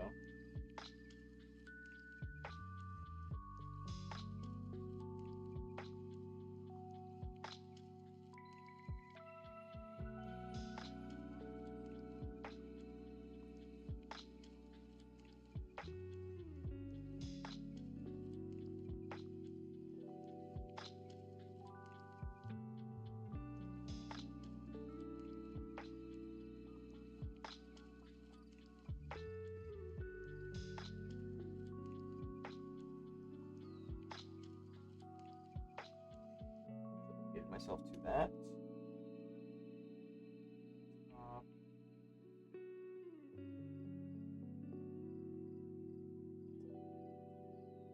Okay.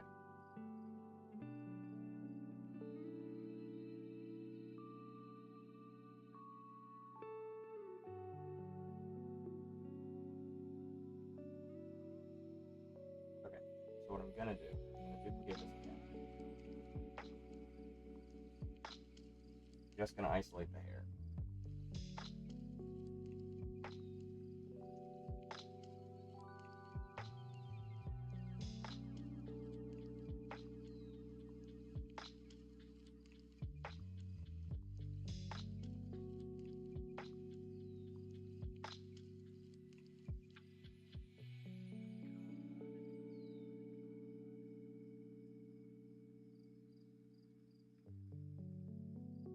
This.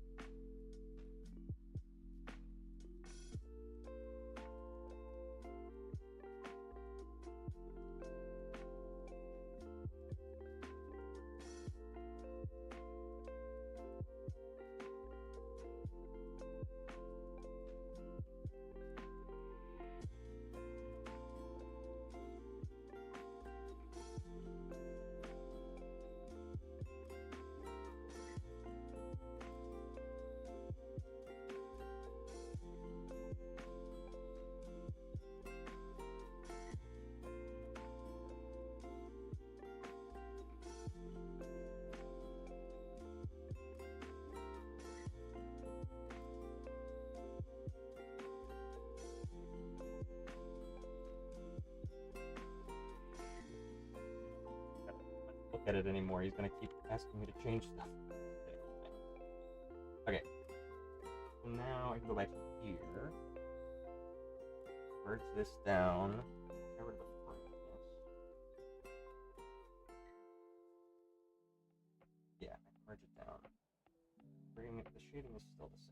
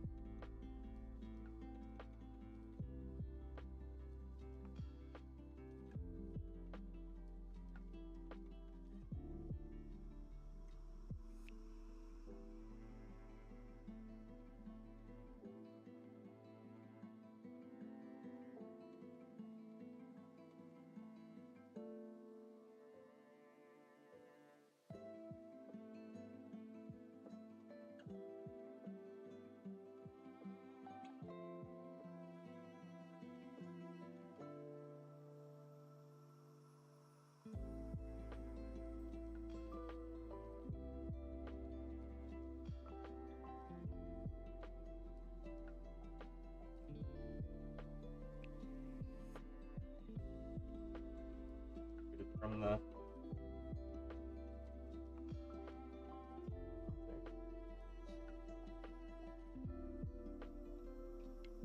Nice. Radiant is pretty solid at this point. I think this might be killable. Let's try it. Oh yeah. Oops.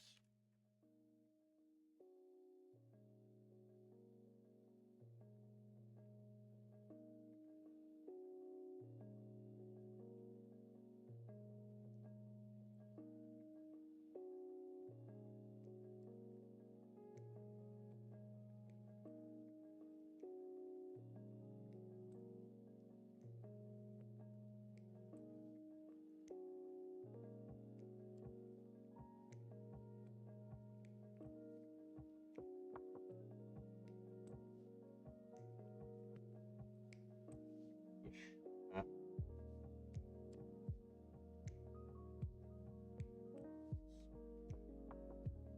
We'll never know.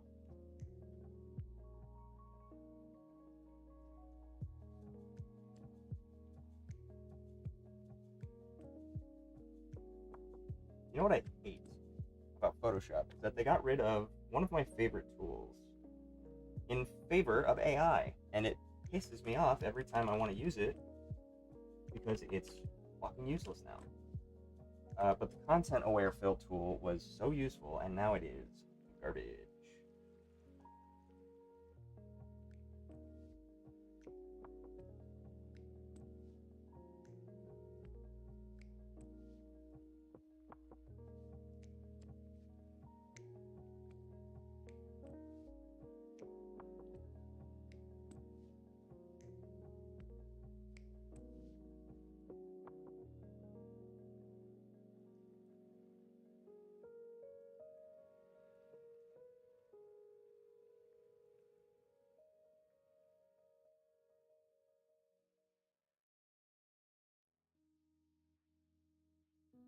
Okay.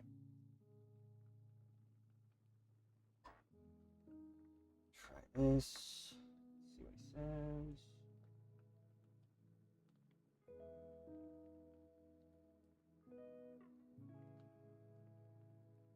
Oh, right.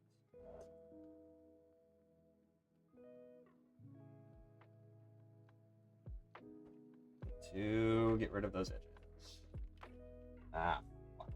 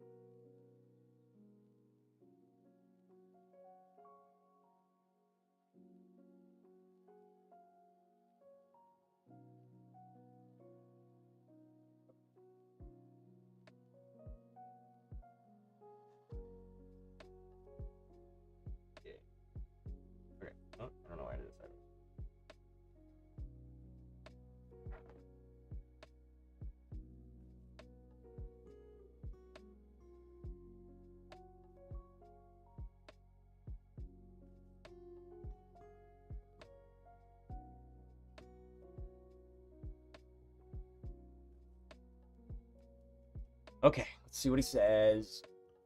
Oh, man. Alright. Do I still want to do the speed battle? Because that'll end me at 7, assuming I don't have a bunch of people in my comments. Just kidding. I want to talk to people. But when I talk to people, I want to pause the timer for the sake of that. I also need to think about how I want to do sequence. I don't know the prompt sequence. You know what I mean? I don't know. My brain is not generating anything with that prompt. So I need to think about what I could do with that.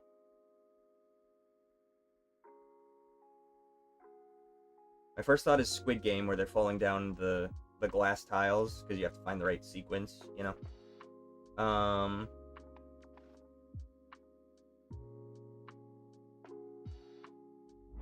Trying to think of other sequences. Sequence in terms of a series of numbers or pattern or whatever, not sequence the texture, the fashion statement, right? Sequence. There's a game called Sequence. Fun game. Or no, I'm thinking Mastermind. But Sequence is a game. I don't know how fun Sequence is. Sequence. Sequence is giving me nothing. Sequence. A series of unfortunate events. Sequence. Actions are sequences. Follow a pattern. I could have somebody play Simon Says and then die.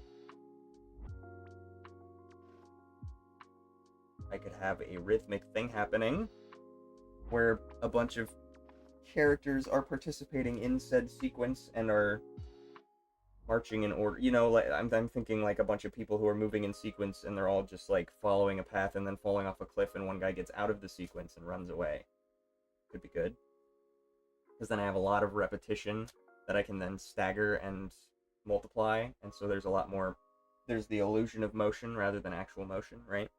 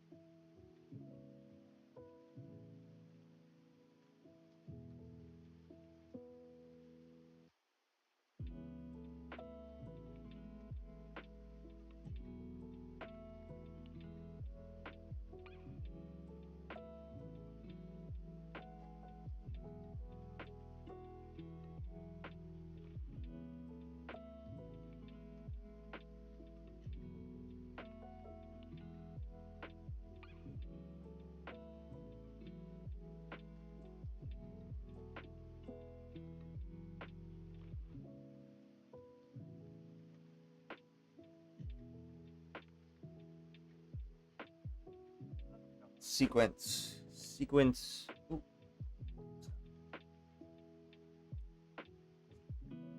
Sequence. I need help. I need to brainstorm. I need to bounce these ideas off of you. Please. Sequence. I just hear people falling off a cliff and then some guy gets out of line. I might do that. He runs away.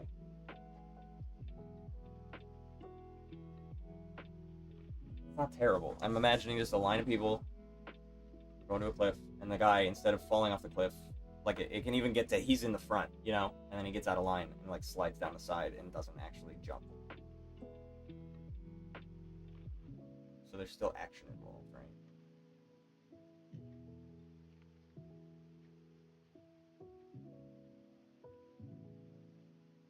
Maybe I'll do that.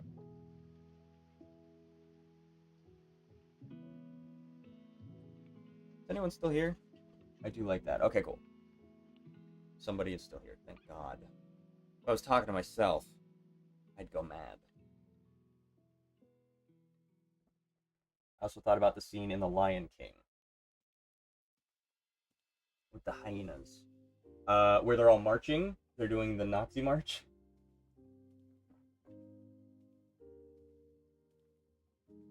They are in sequence. Is that considered sequence, or is that just like lockstep, pattern? I feel like there's a different word for it, but I think that's technically a sequence. Yeah, which they took out of the remake. Because you can't show Nazis even though they were real people.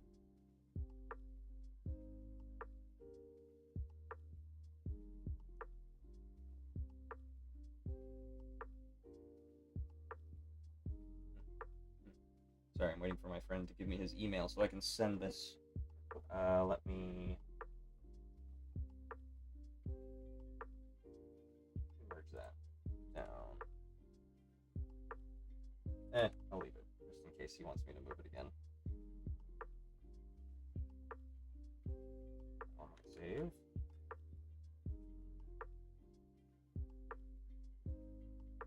Golly, okay. JJK Yu-Gi-Oh! Final. Yeah. JPEG.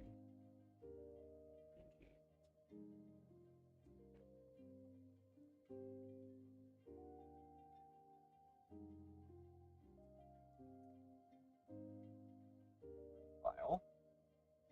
And I'm going to do each of these individually. I think that's fun.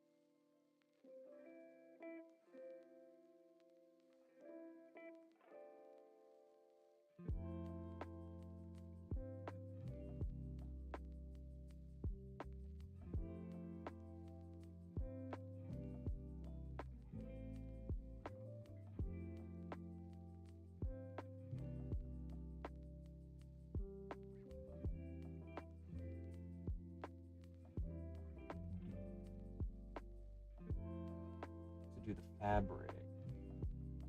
Bet you could do that. You're pretty talented. Like one of those color changing pillows you gotta rub. Oh, I see what you're saying. I've seen those. I was talking about that with my friend yesterday. We had a group of friends in college. There's a bunch of girls, and so we would go over there, and one of them was obsessed with Jeff Goldblum, and she had a pillow that you would rub one way, and it was just a plain red pillow, and then if you rub it the other way, it revealed Jeff Goldblum shirtless from, I guess it was just a poster of some picture of Jeff Goldblum doing headshots. Very funny. I don't know why we were talking about that yesterday.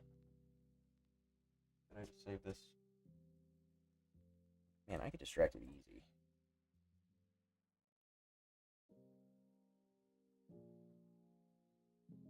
Blue, green, red, and final. Yeah. Lol. Okay, let's not save this. Okay, save that. And I can close Photoshop. I've had that open for eons. Photoshop probably needed to reset and it wouldn't, or restart and it wouldn't. That is wild. They had a lot of those kinds of stuff not too long ago, and now it's It's all gone. It's in a landfill. It's a shame.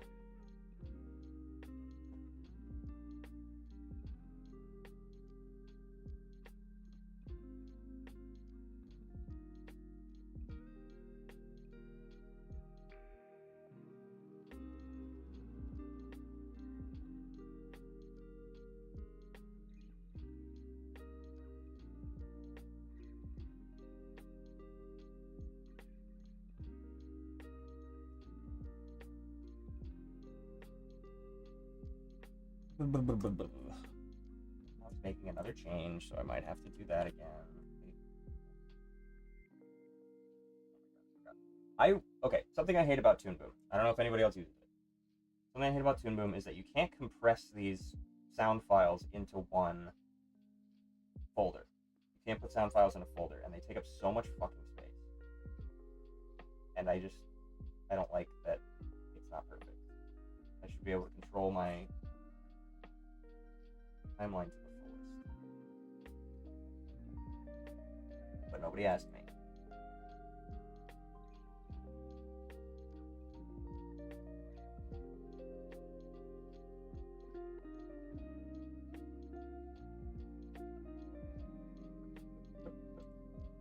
Oh. I was like, what is out? What's off that wouldn't show up?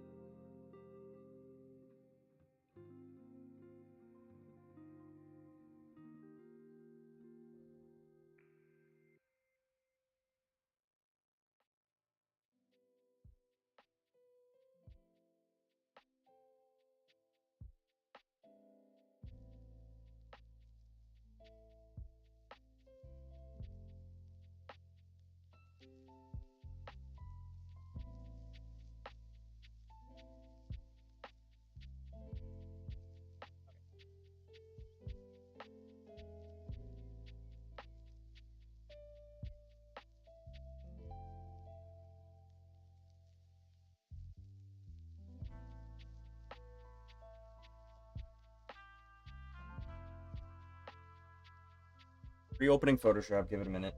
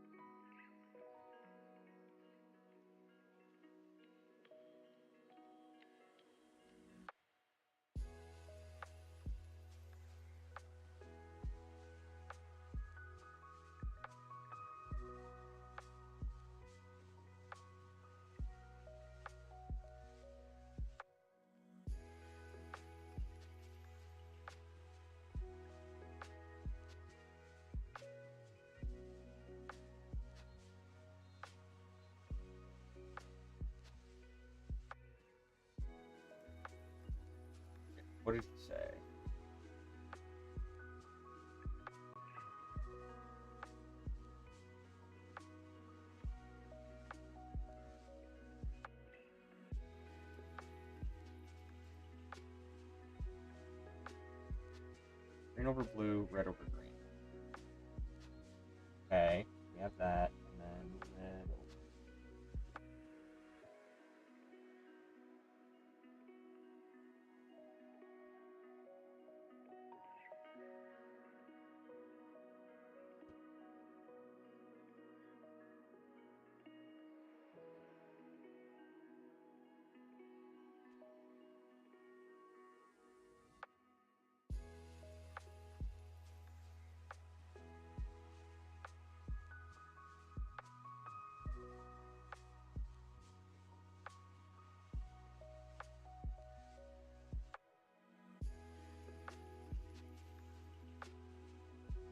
Ah. Get this one. Final renders.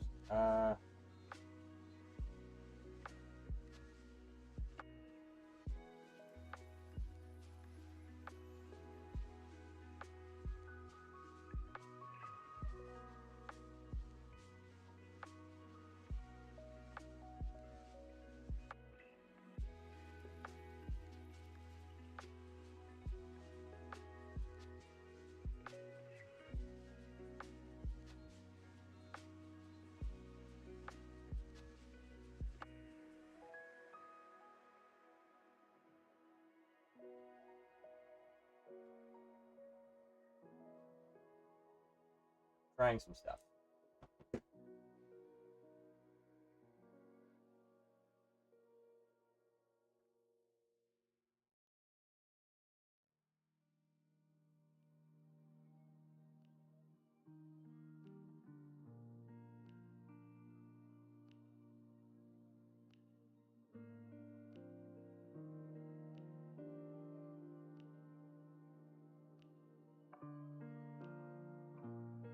Oh, he's in here sniping.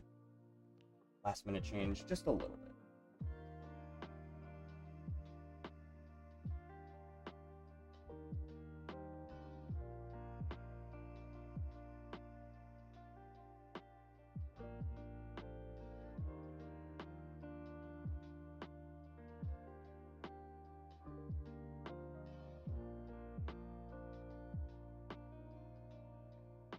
Okay, cool.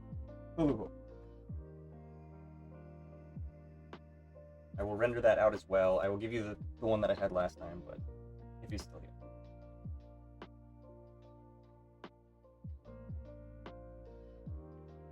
And I'm gonna leave it a little messy if that's okay.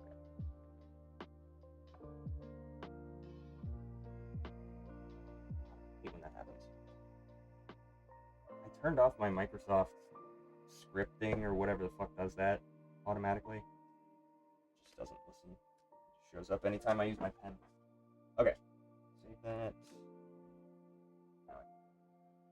Set that to. I won't do it on screen so that you don't get his email or see my Google Drive. I don't really have anything on here, but I use Google Drive. This is a little pro tip. Pro tip for any artists out there. If you have a Mac to an Android or iPhone to a PC, use Google Drive. You get like 15 gigs of free storage. And just slap it in your Google Drive, and then you can upload it from there to back and forth from your phone to your PC, PC to phone. Super easy. Actually, let me make a folder.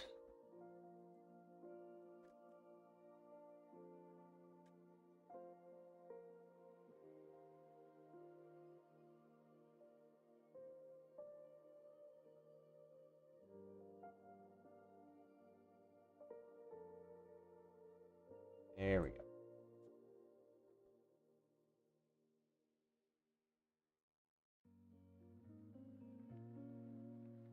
Okay, you got a couple of different versions, and then I zoomed in on each of them so that you can use them as your phone wallpaper or something. Whatever you want to do. Oh, I didn't send it. I need to send the link. Oh, actually, I think I can just do it on my phone, yeah? Yeah, I don't need his email, do I?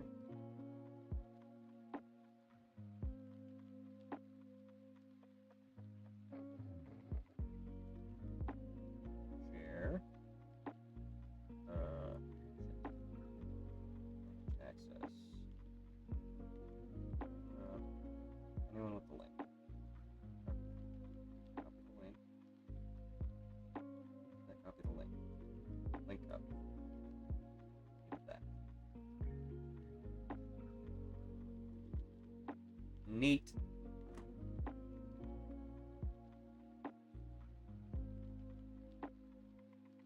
Okay. Got that.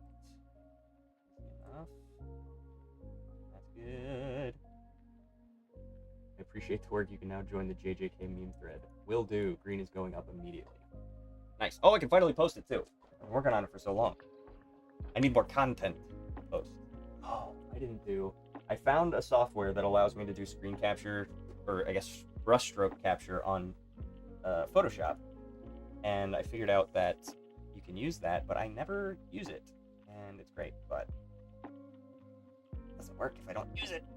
Anyway, I'm glad you said something about the sparks. Oh, yeah, you did say something. I appreciate that. It looks great.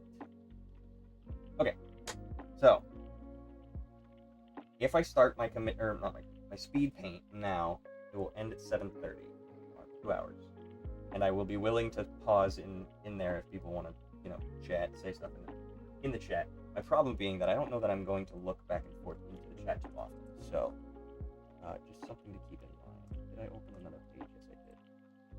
Let's do sequence. And it's very strange to just type sequence because in Premiere they're called sequences, so it's going to be confusing to be like sequence. Anyway.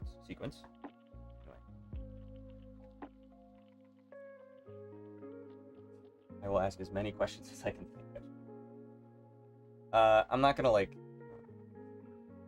as much as it is a speed battle and it's 2 hours, whatever, I'm not going to do it so stringently. Like, if I need to get up and stretch, I'll give myself a little bit of time afterwards to, clean it up. I always give myself a little time to, actually space out the frames. I stopped drawing at a certain point, but I will, I fix some frames and some timing and stuff after the 2 hours is up or whatever. It's just because it would be messy otherwise. I like that is technically part of the animating process, but I'm not considering it takes time for me because Toon Boom is stupid, and I can't export an MP4 directly from Toon Boom, and so I have to put it into Premiere and literally just slap it in there and then convert it. Because I want to say, what's it called? Metadata? Not metadata. There's an Adobe software that I always used in high school or college. And it was designed specifically for conversions, but it doesn't work very well anymore. Oh! Cracked my back. I will also try to work on my picture for your monthly. Oh! What is my monthly? I forget already. It's only been 10 days. 11 days. Wow. Time flies. Information. No, what is that? Event. Monthly. Battle. That's right. I might cop out and just use one of my speed battles. Because actually, that's actually a good idea. I can just put all of my speed battles together, and that is my battle. I did a speed battle. I'm a genius, because this is taking a lot of my time. So I don't know how much more time I'll be able to dedicate to the monthly. I will cop out this time. I'm not above it.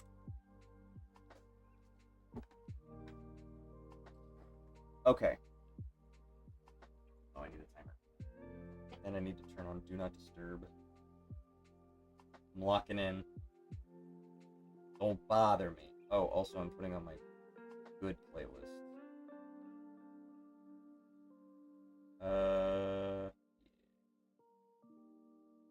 God, I was belting in the car the other day. I blew out my vocal cords.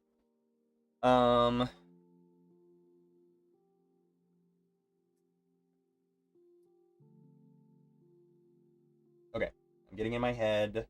I also, okay, before I start, I'm going to get into my process for anybody who's interested. So, when I do the speed battle, I always lay out a couple of different frames just so that I have them easily accessed if I know that something has to go above or below. So I just do a top and a bottom layer. And then a background or an effects. I don't do that early just because I don't know if I'm going to do any of that. But just to keep it in line, and then I can, if I have something that's foreground, background, whatever, I can change the opacity on one of those layers to then make it a little less. Actually, I cheated last time. I didn't cheat. Instead of changing the opacity of the layer, because I'm not super familiar with how to do that in Toon Boom, and I'm sure it's super easy, but I forgot how to do it. It was much faster for me to just do a repaint, and I repainted everything as a lighter gray. And it works, you know? That's just what opacity does, is turn a black line lighter, lose the visibility. Now, it wouldn't have worked if it was a colored line, then I would have to, individually change the colors, but I'm not gonna do that. So that's my pro tip for any speed battlers out there. Lay out your scene so that you, at the very least, have ways of separating things out, so then you can do that. Occasionally, I'll do like separate layers specifically for different parts. The last one that I did, I had segments of a body that were separating, and so I just put those on separate layers, and then I could just tween those parts of the body, and that's super useful. What else? I think what else one process is.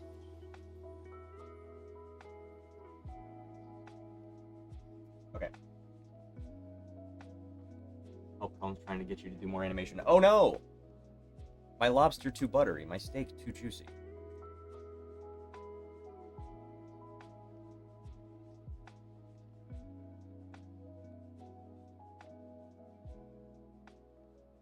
I kind of want to just... I won't.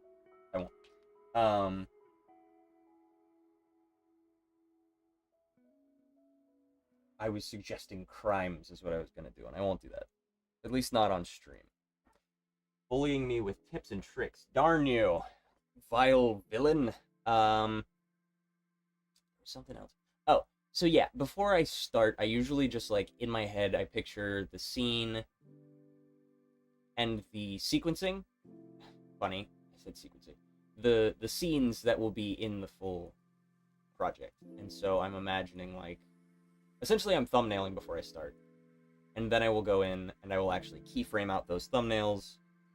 And then I will go in and do in-betweens, and then I will refine from there and see what I want to do. I think this time around I'm gonna keep it the same, where I want to draw as much as I possibly can instead of cleaning up.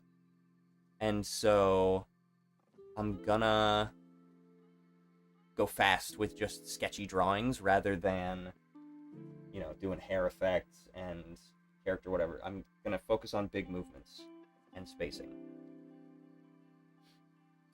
Yeah, I think I'll do what I'm thinking in my head first is I'm gonna do a bunch of people up on a cliff. I'm gonna do a close-up of a guy falling off the cliff. Next person goes, falls off a cliff, right? And I can just kind of loop that, okay? Then I'm gonna have the next guy step up, and then there's gonna be a bottom-up view from the bottom of the edge of the cliff, looking up at this guy's chin, and have him look down, and just a very gentle, like, head down. And then I think I'm just gonna have him take off, like, cut back to that angle, and then just have him take off. Slide down the hill. Maybe do a tumble. I think that would be fun. Just to add, it's animation. I want to add flair. I want to add some fun. You gotta go wacky with this. This is going online. It's going on a big thing, so you gotta get as many eyes as possible. You gotta get wacky with it. So maybe I'll have him do just a front roll down the hill and then start running again. And then we'll go from there. I don't know that I have anything else considering that.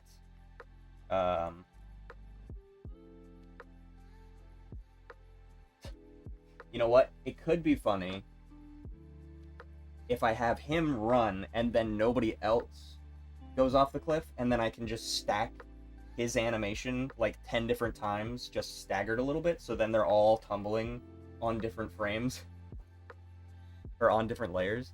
I think that'll be fun. I think I'll do that. Like, it's follow the leader, and the only reason that they were all jumping was because the first guy started doing that, and then they just kept doing it, but this next guy, in the front of the line, it's a metaphor. Anyway, he goes, and then everybody else, it, and just I can just mask it, and I can zoom out even farther and just have them all, like I can just make it really small and just have them all tumbling, because then you get a lot of length out of that. You get a lot of bandwidth in repeating actions, because then it looks like you did more stuff, but it's just identical, you know. You gotta cut corners in animation sometimes. A lot of the times. Animation is such a fun industry because, like, truly as it started and evolved, they didn't know what they were doing. Very specifically, Disney was just like, you there, guy in a business suit, do you need a job? Come animate. And the guy was like, I work at a car sales port, but I guess, sure, yeah, I'm an animator now. And then they just nailed it. Like, they just took their time and were like, okay, what do you know? I don't know anything. Okay, well, you're gonna learn from me. I know some stuff. Okay, great. And then they wrote it all down and they put it in a book and I have it on my desk and it's beautiful and whatever. But they didn't know anything and it just evolved and they were like, okay, how do we save time? We're just gonna loop everything. Everything's gonna happen 3 different times and it's gonna extend our time. Because this takes a long time, guys. I don't know if you knew this, but animation takes a long time. So, we're just gonna loop everything. I don't know if you've ever seen some of the original Disney stuff, but I think it's called not Silly Songs with Larry. Silly Symphonies, I think, was their first series.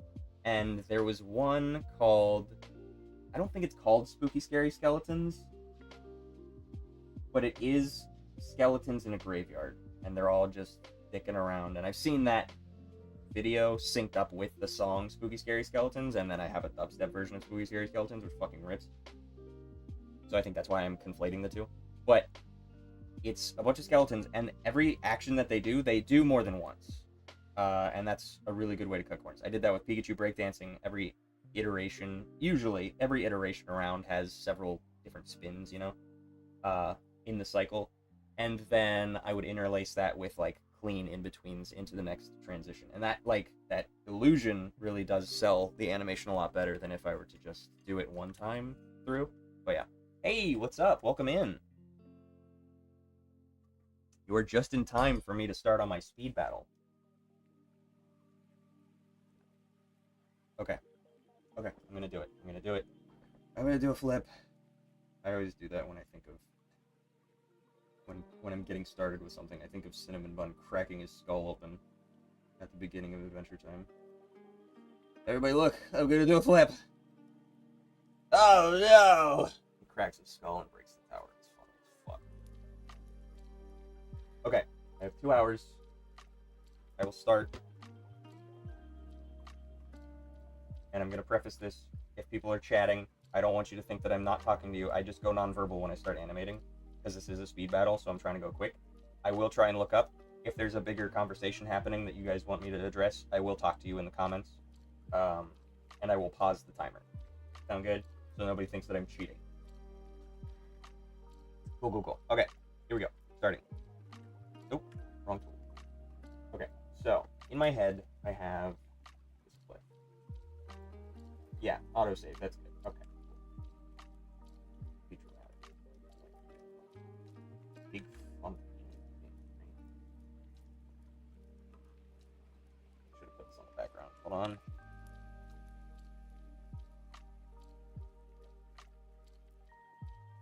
Stretch that until infinity. Why not? Okay. And then we have a line of people. Actually, no, I like it. Because then they'll fall a long way. And we'll have. Do we want ocean? No, I shouldn't do ocean. I'll think about ocean. Because if I do ocean, then I'm gonna have to have water effects. I don't need to necessarily. I don't necessarily need to do that, but it could be fun. And then we're gonna do ground to characters.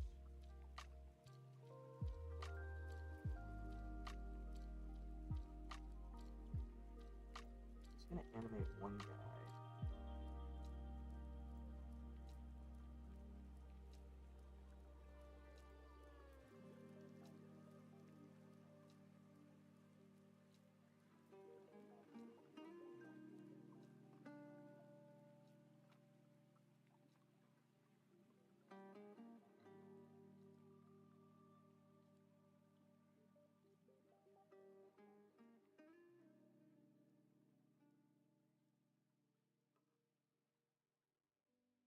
A basic step cycle.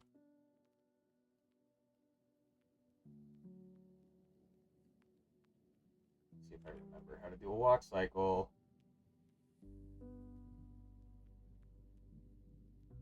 Doing up. That's the other thing, is this isn't a walk cycle. It's a step. And so you have to pause in between, because it's just one step every time. And I do need to keep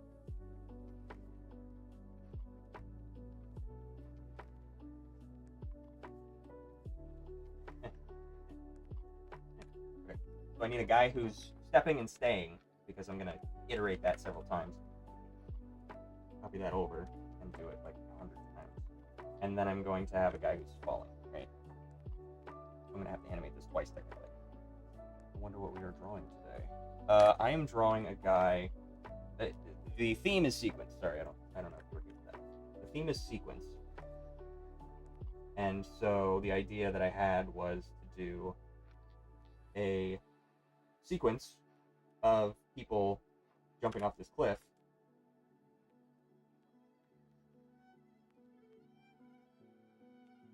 and falling to their deaths without thinking about it.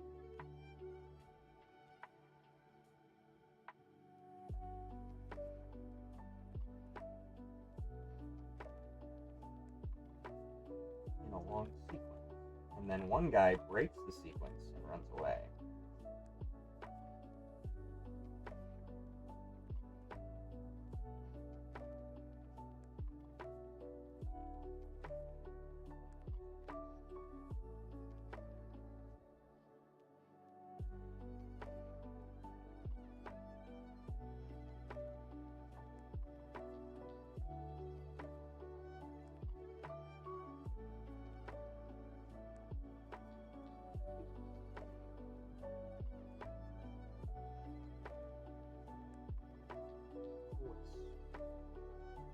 Yep. Copy this. Oh, I made him smaller.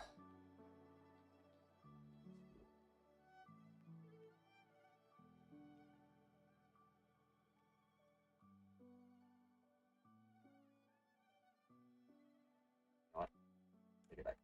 I'm gonna make this guy bigger.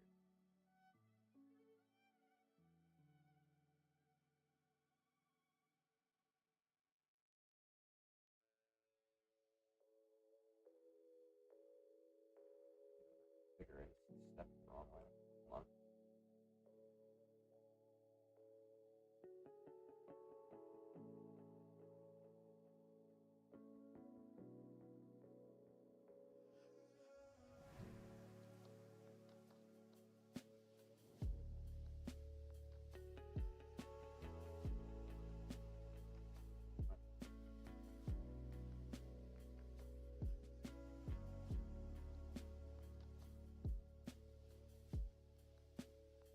Yeah.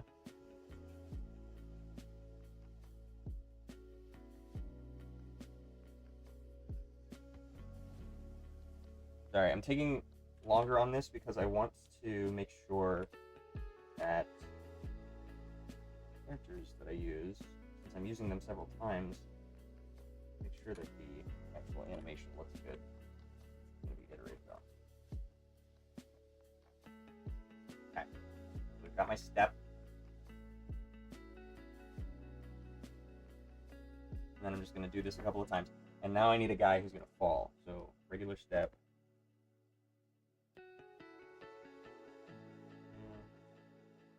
Fall. Or say fall.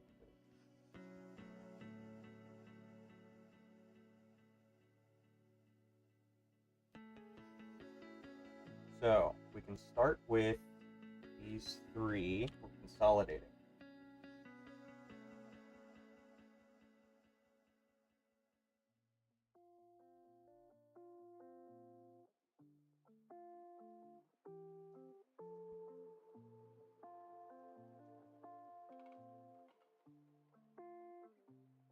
utilizing the tools of animation.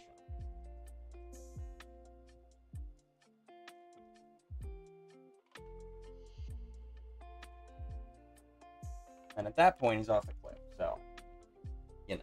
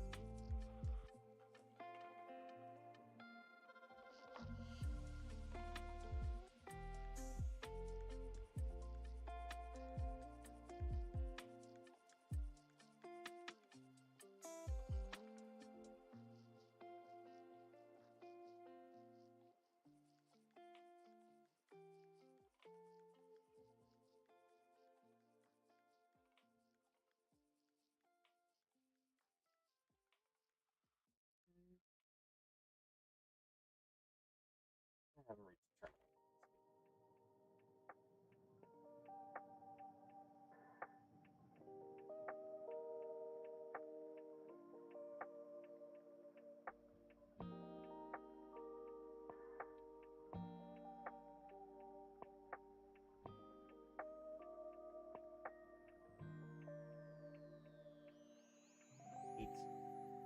So there's brushes in Toon Boom that will do like auto smoothing, and I could have sworn I turned it off on this brush. But it's not.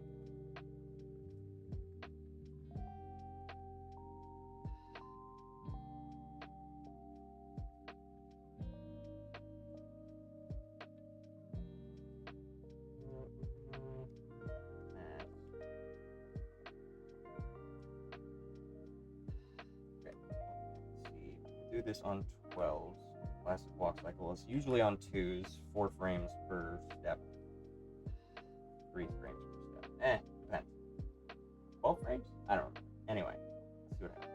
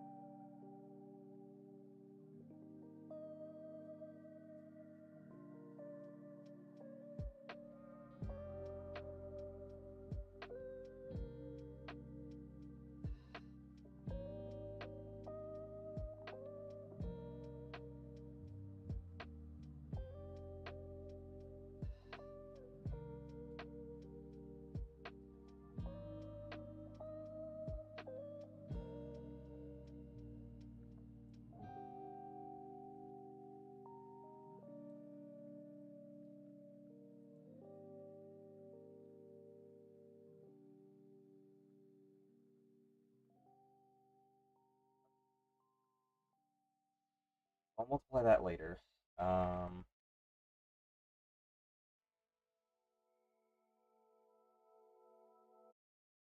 We'll just do that like I'll do it now. And we'll just do that like 2 or 3 times. I think what I can do is have...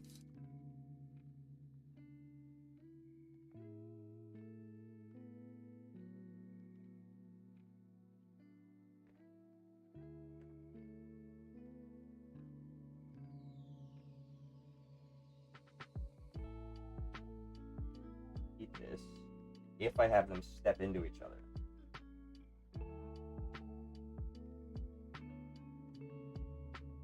So I need to put a guy like right on his ass.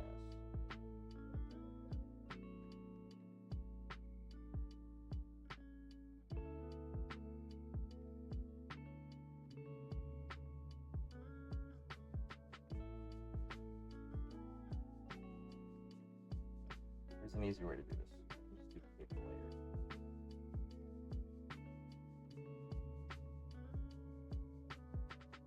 Like a domino thing. Yeah, kinda. If they're all in lockstep, it's not that they're pushing each other over, it's just that if they're in lockstep, then they don't interact with each other. But I do need this next person, whoever's behind him, not this guy, he's too far away. The next guy behind him is going to have to step exactly where he's standing currently to then be able to move from here off the cliff, right? How do I want to do this?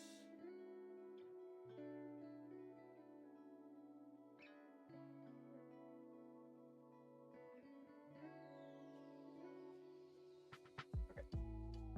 Should be able to do this.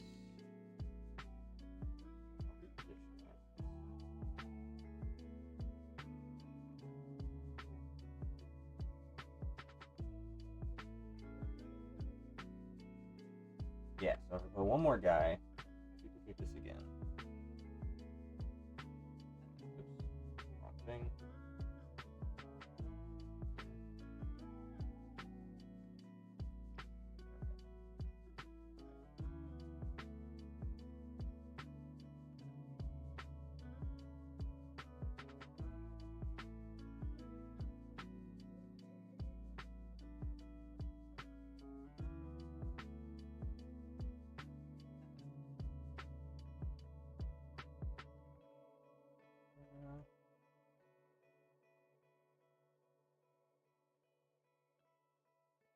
And then in theory, if I just duplicate these,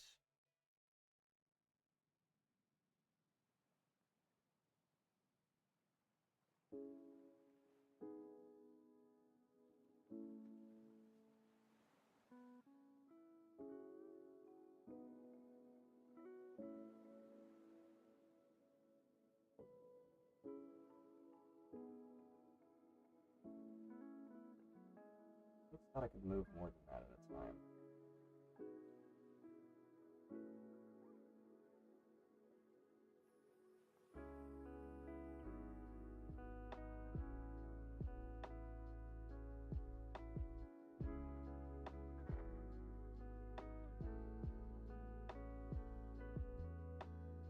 I'm trying to think how I can do this, because like,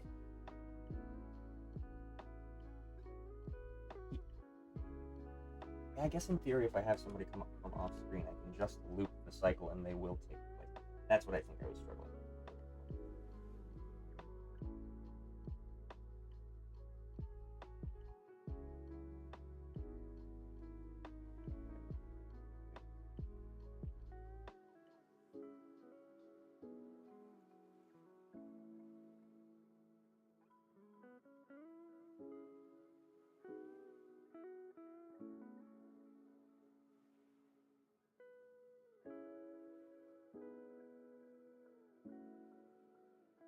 Five.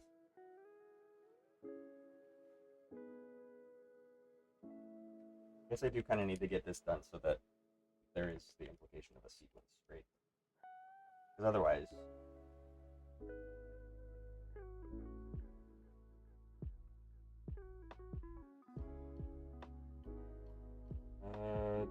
layers.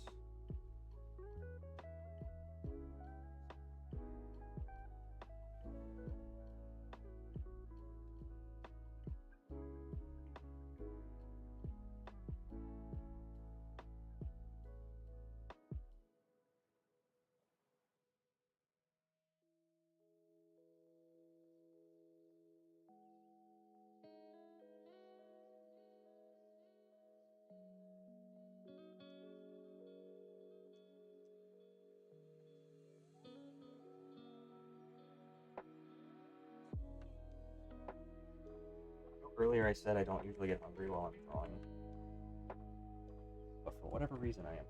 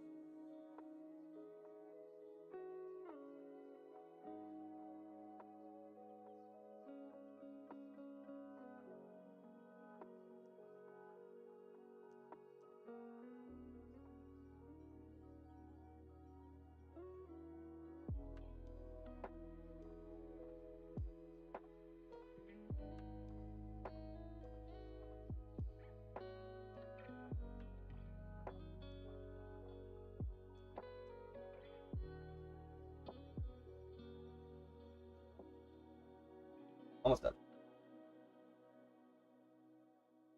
Not even a little. Halfway. I think if I do one more iteration.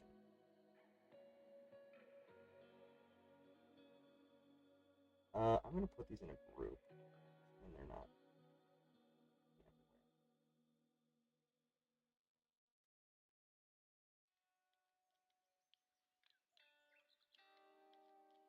Oh, you know what? Then I can duplicate this group. And then I can just move the whole group.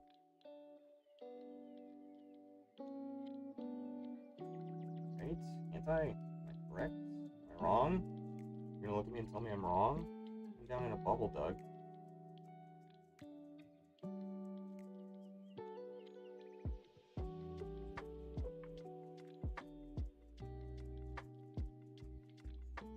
Hit.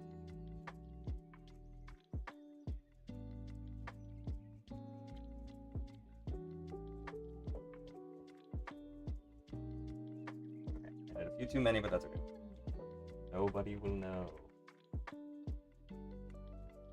And then I can just loop this, right? In theory, these are all going to be synced up. I mean, in practicality, they will all be synced. And I can just copy that, paste that, and then they'll go back to their original position,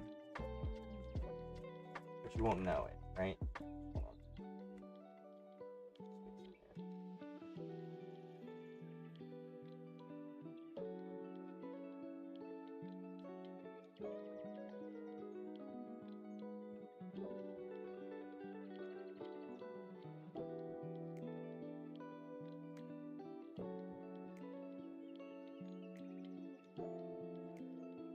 If I had lined that up properly, it would have worked, but it's not perfect.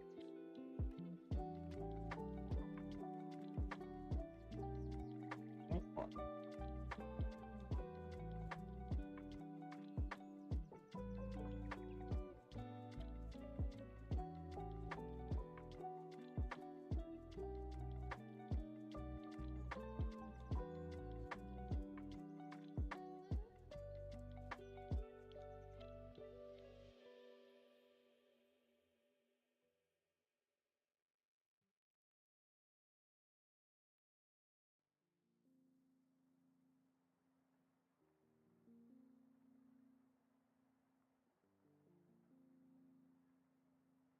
That syncs up.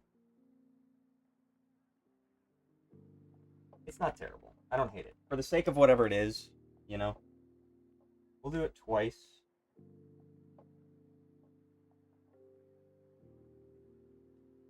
I think 2 times kind of gets the idea across.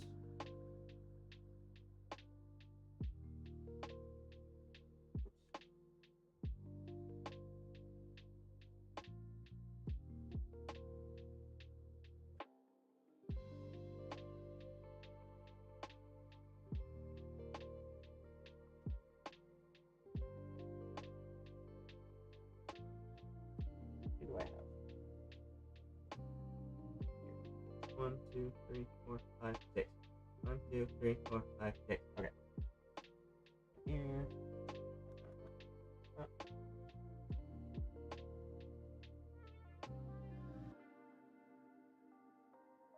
Now, what did I do? Did something that ruined this.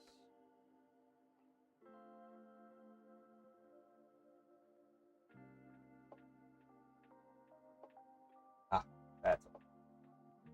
That needs to be there.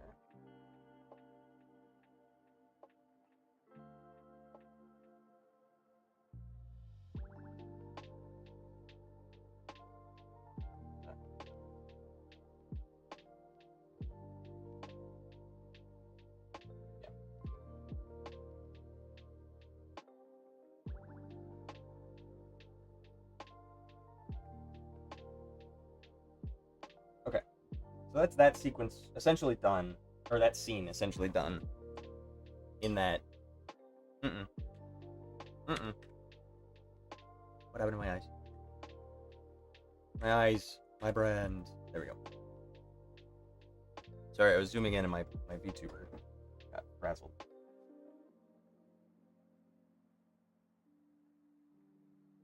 Cut off there.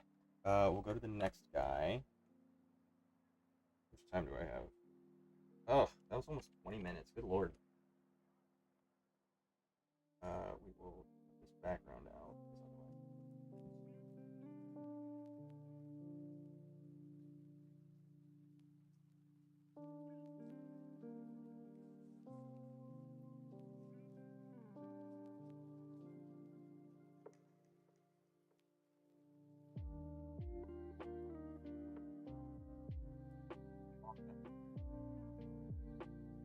Right behind you, aren't I?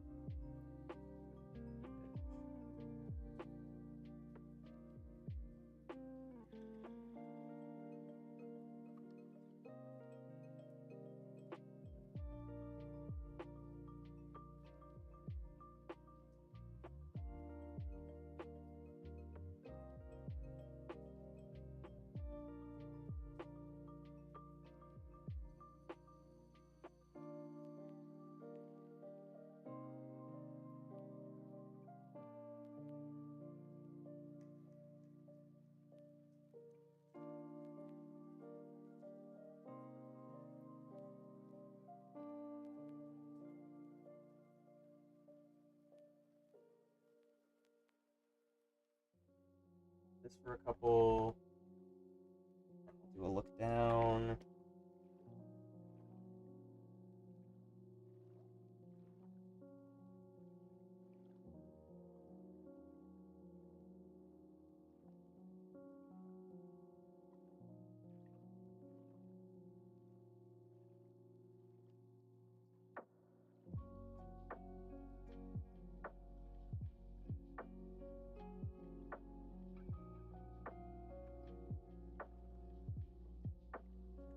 Space on legs. Doesn't want to fall, but he is leaning forward. Feet are pretty much the same. I could copy and paste the feet, but I like to redraw when I can. Adds a little bit of life to the animation.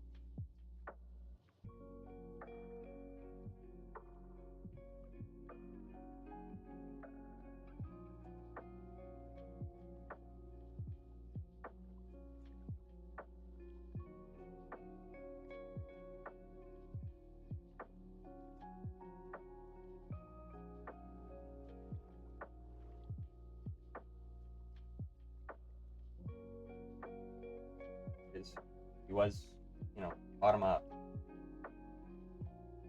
But now I'm going to put his chin in front of the torso. Very gentle suggestion that there's depth there.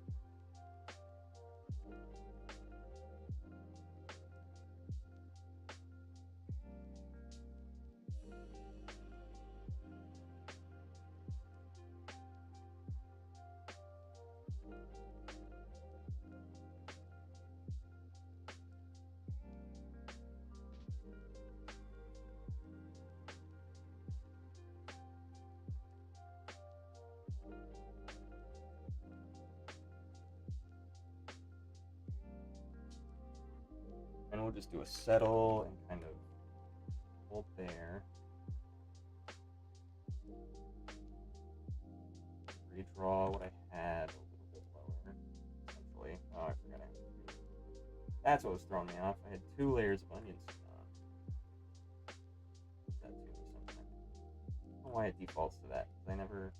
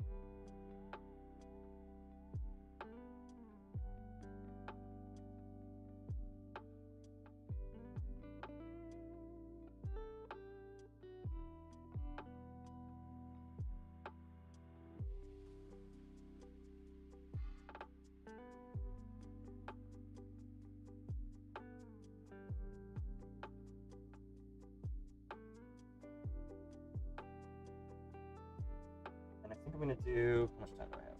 I got an hour and a half. That said, I am gonna go to the bathroom real quick, so I will pause. I'll be right back. Stay tuned.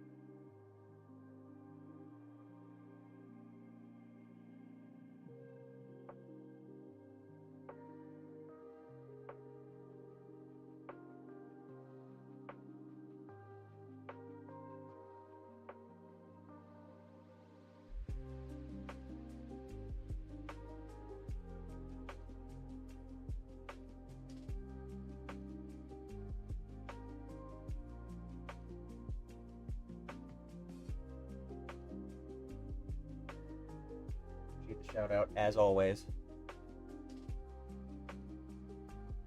Okay.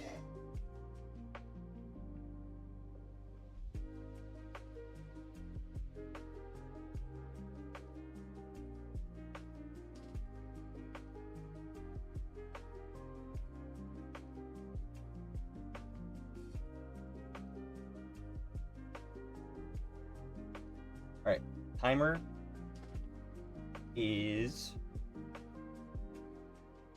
back on. I should put a timer on the screen. Got an hour and a half left.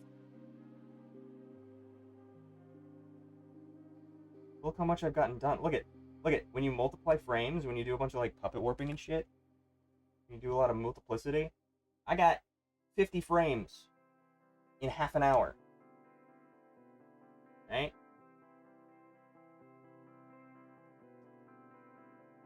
That's crazy. Impressive. Thank you. Not to say that that's like super impressive or anything, but like, it just is a testament to like you can use tricks of the trade to your advantage. I prefer not to. If I had it my way, I would draw every single frame individually by myself by hand. But I also recognize that at a certain point I have to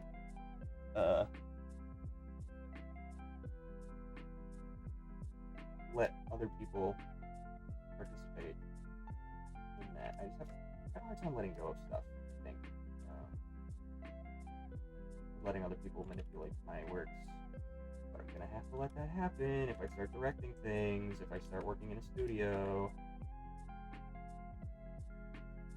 if I start running a studio. I have a studio, technically. God damn it, I drew that on the background. Nope. Nope. Is your time to charm.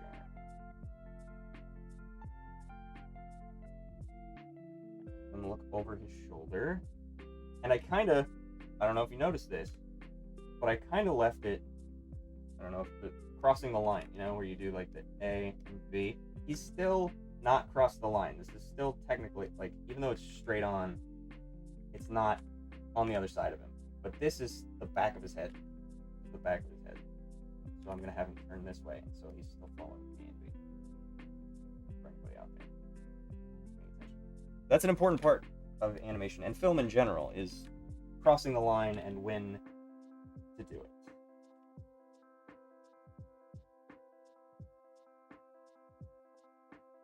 Have him lead with his shoulder.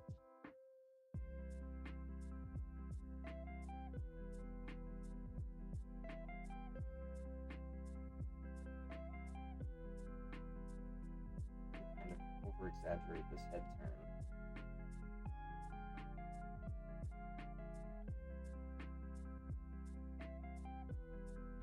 And have his arm drag a little bit.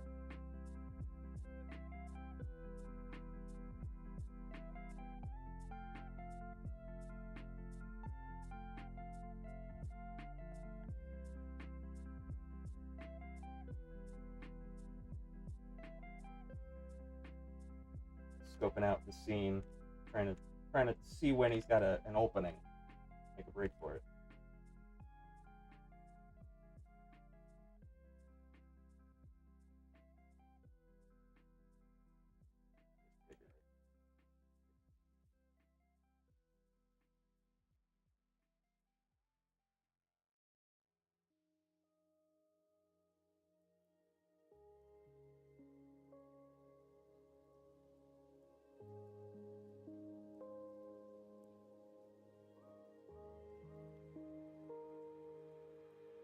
Sometimes I forget to turn my headphones back on, and then I just have a ringing in my ear.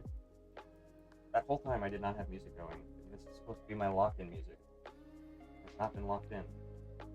That's my excuse if I fuck this up. My music. Not chat. Not your fault. Don't blame yourself. Okay, we'll do one more.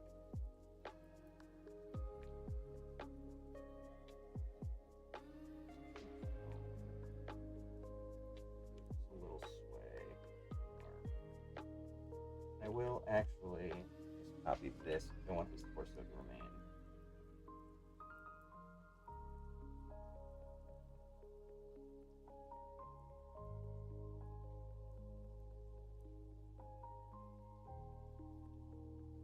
It's fine. Copy this too.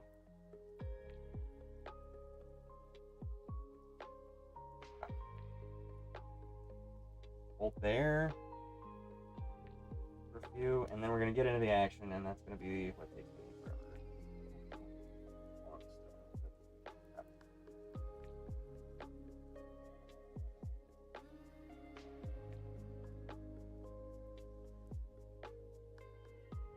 Do I go back to the cliff? I think I want to go back to the cliff to showcase like it's a full wide. I'm gonna go back to the cliff.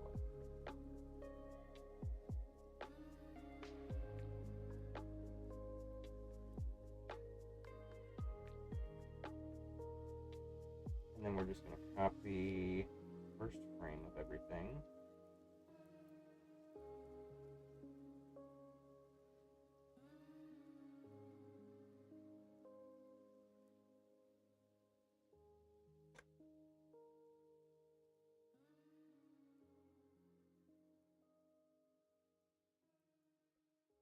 We're gonna hold there for just a smidge. Call it, is it 12 frames? If I do like 5, that would be 10. I feel like 14 frames. Just to establish that he's thinking about it, right? And everybody else is like, what the hell's going on? What's the holdup up there? We don't do that. We don't wait. We don't stop. Idiot.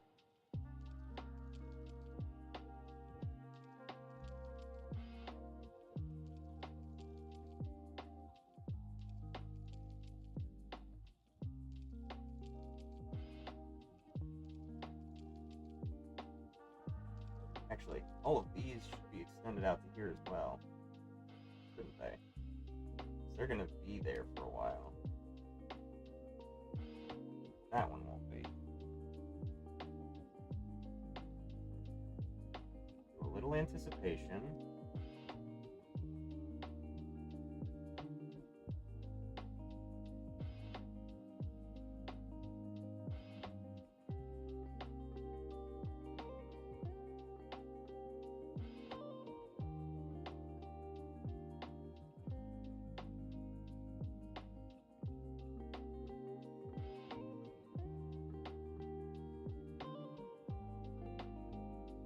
I think I'm just gonna have him immediately drop down.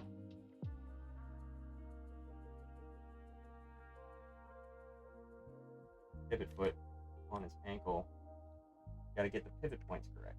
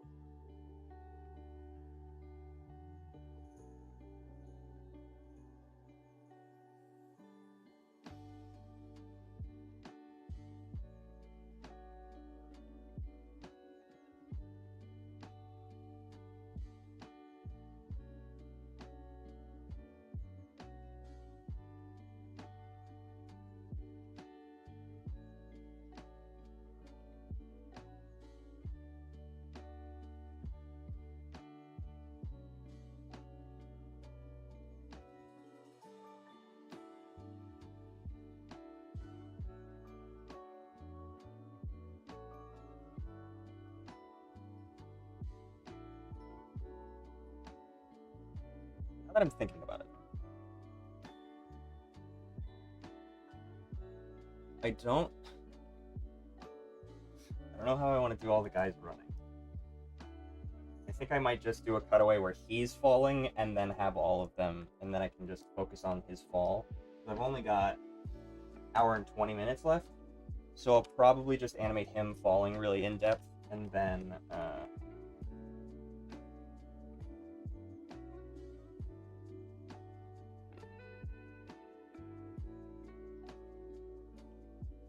brain to shut off.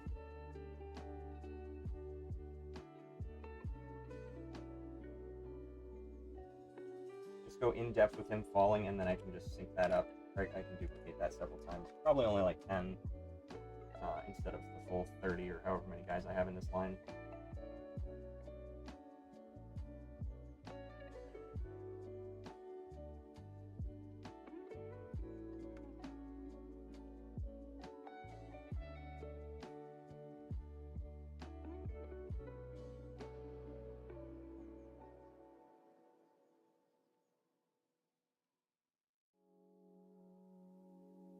Now, sometimes I've found that if I draw like a really fun pose, the animation kind of follows after that.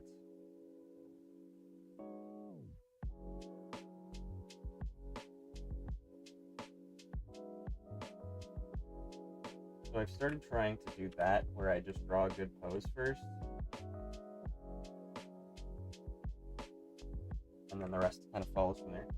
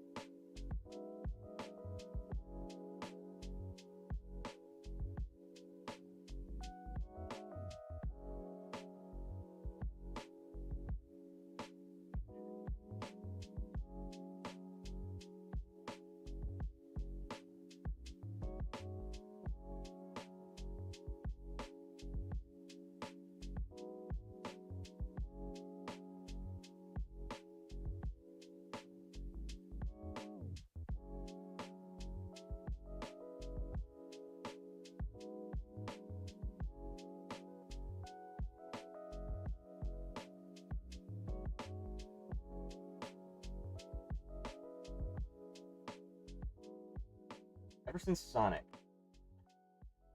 the one Sonic illustration I did, I have been obsessed with the angle of the foot like that.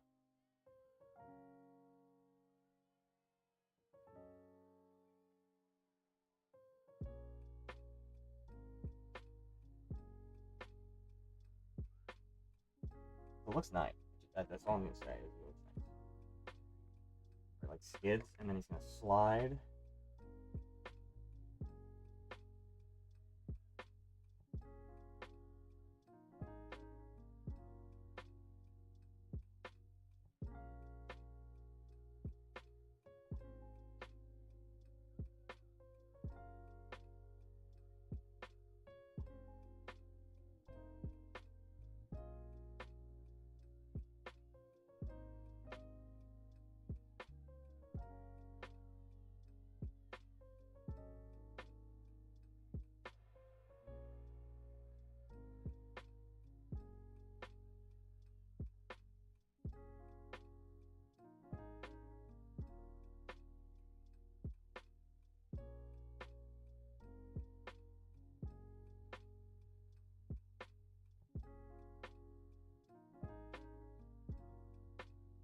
See, I feel like I have too many steps.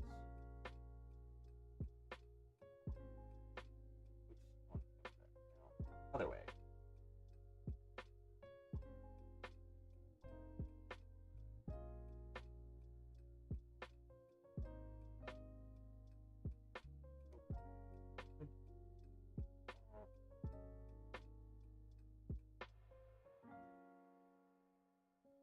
feel like I should break up the shape a little bit.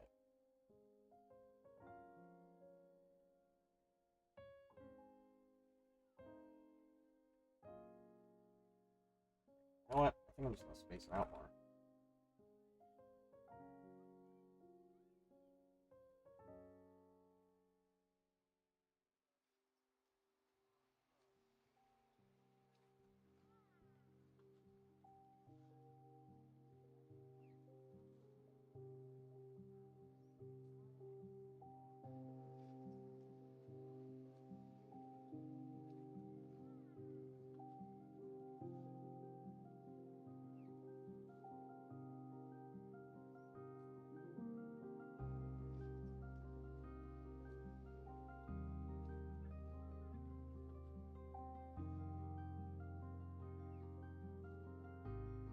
fast enough. I feel like the poses could be better, but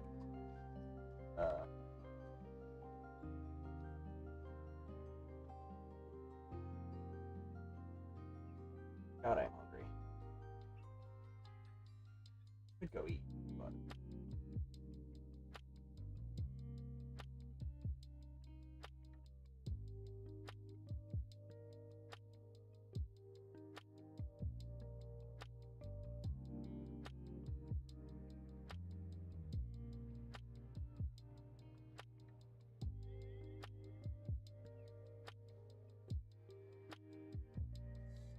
oh my moment. We'll do a fun little.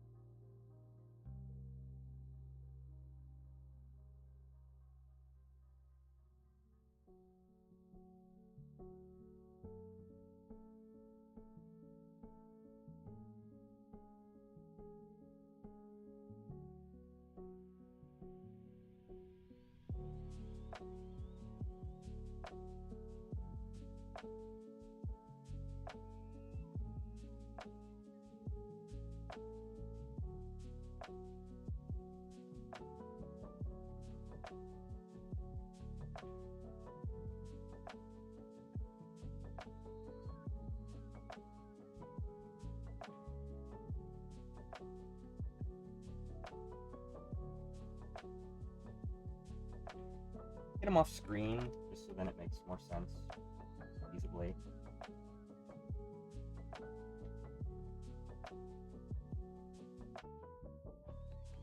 I'll leave him in a ball.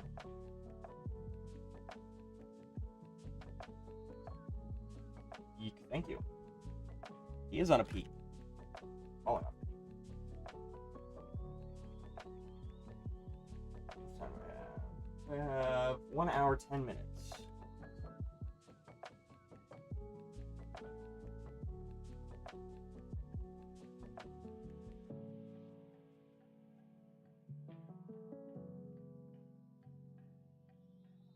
Probably, alright. Let's see. Yeah. I think that's good to convey that he's, going off screen. He's doing whatever. Take a breather. Person or fish? What do you mean person or fish? He's a person.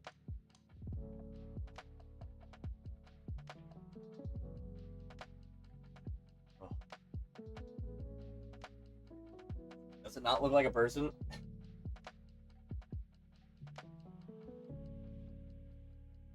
Second, I gotta get some freaking air in it.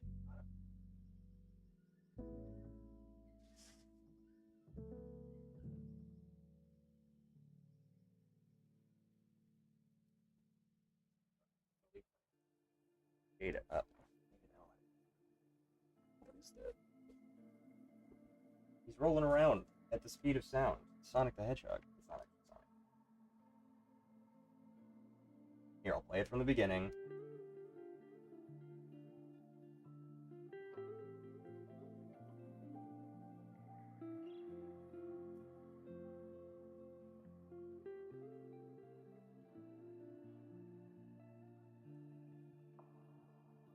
ALR? What's ALR?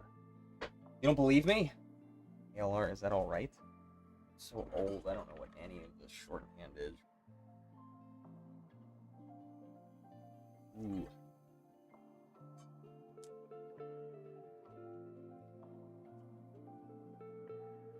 That's cool, thank you.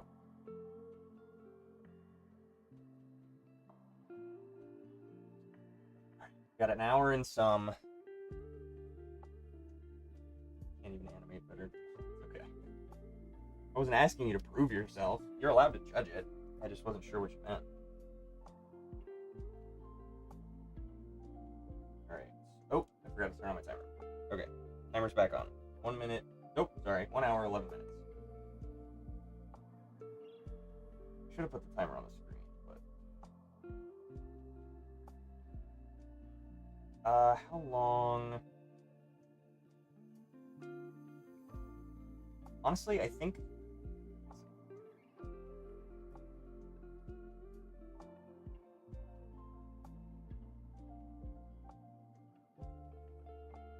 Right about there is good for a long off-screen. Needs to be.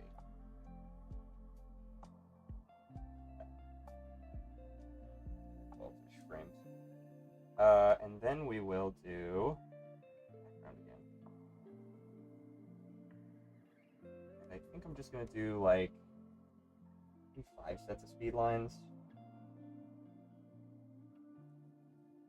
Some of them are on my channel and they look chopped. You're good. Just practicing, absolutely. All you gotta do is try, right?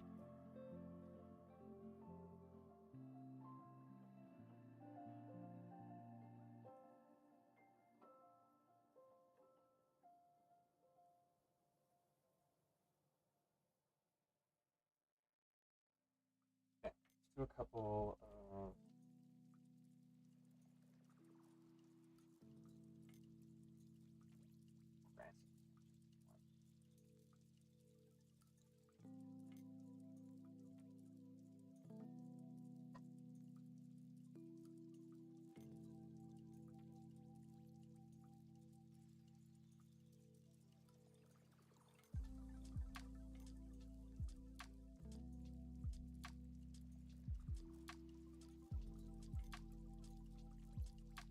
That would probably be good if I really wanted to be done there, but do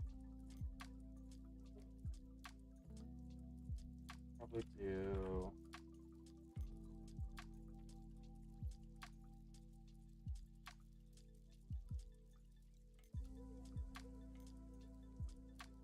I need to work on my spacing on those. I need to like research some of the pros who do that.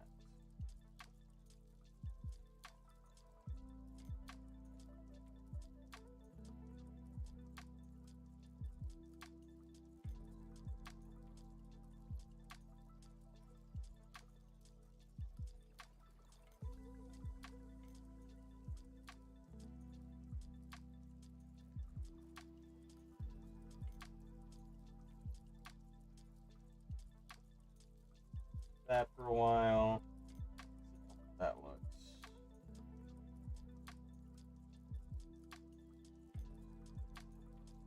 Yeah, I gets the idea across. Okay. And then I will do here. Have him come in and do a little tumble and roll off screen, and then I will have several other 100 people follow suit.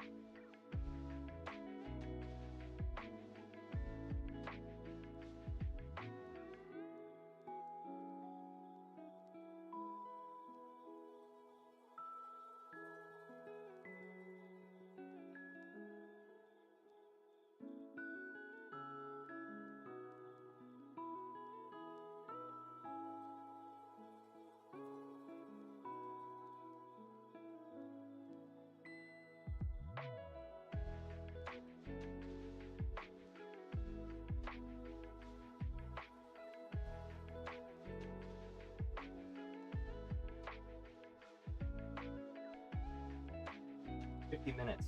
That's crazy. This felt like it took an hour. Get to work.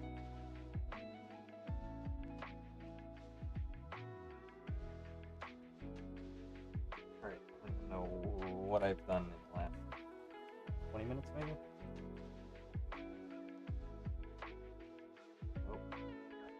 Oh, it ended where I started. Got it.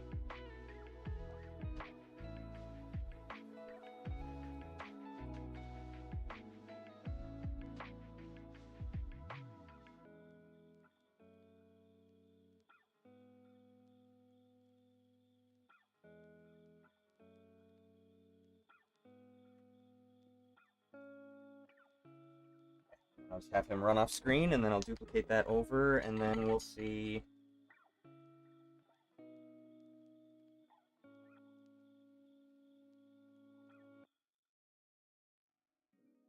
What I can do from there. I'm thinking, initially my thought is, he gets to the bottom of the hill and he finds the pit where everybody was falling into, but it's a trampoline and they're all fine. I think that would be kind of a funny, oh, it's a metaphor, and then it's like, oh, it's not a good one. Actually, everything's not that serious, right?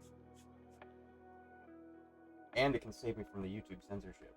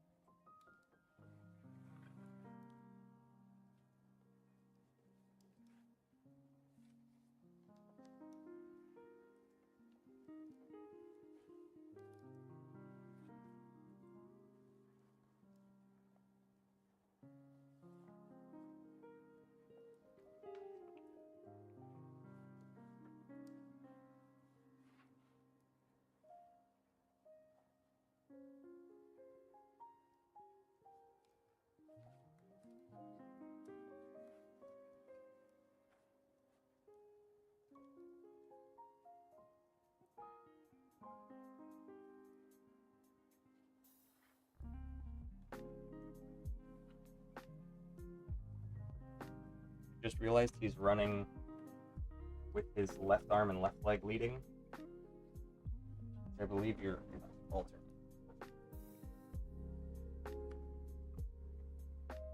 Yeah. Oh well.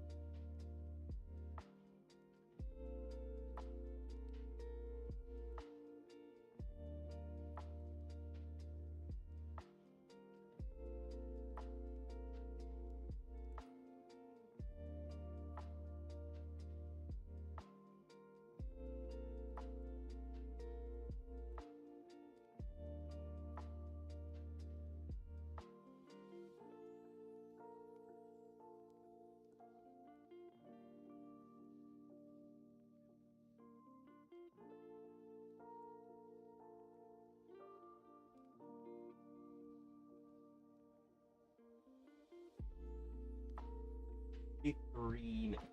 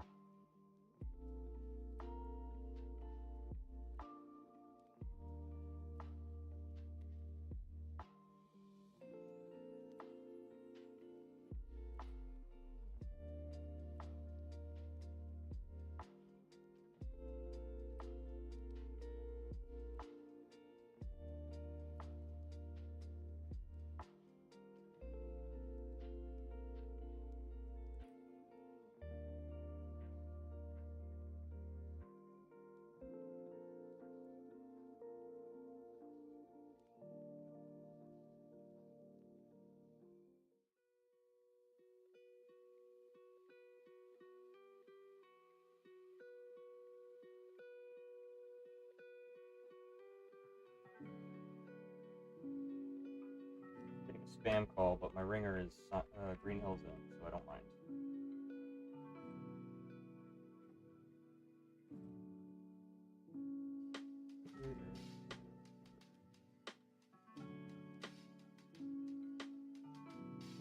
Haha, joke's on you, you're only giving me joy.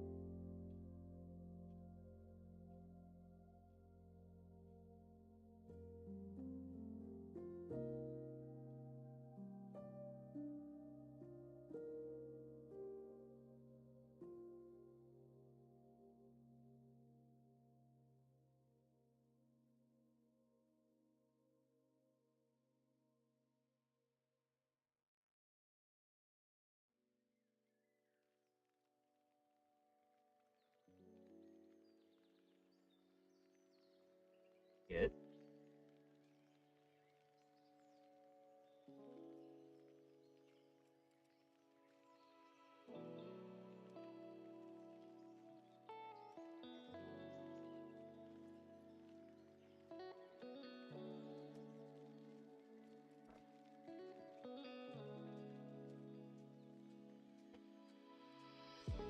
Oh, we got 35 minutes left.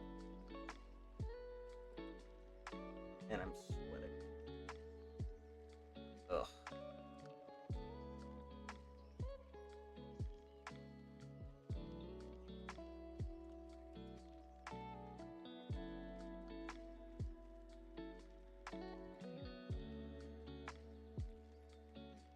Could be done before 8.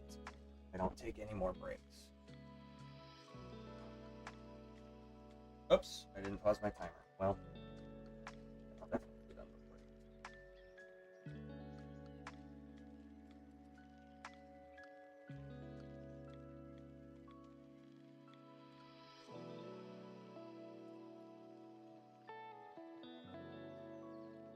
8. Okay. I mean, really all I wanted to do left is... anybody have any ideas for how I end this? Because I genuinely don't know...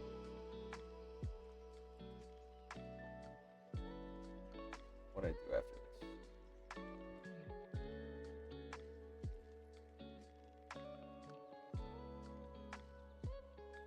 I'll do the trampoline thing, why not?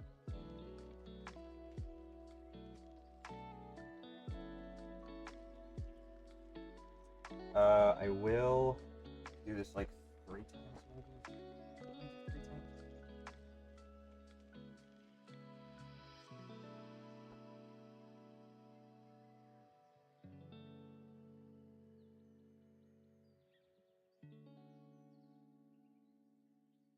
Ooh.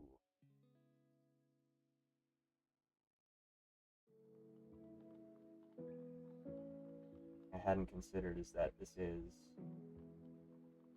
kind of an important layer. I do have a lot of stuff before this thing I can delete now. Which one?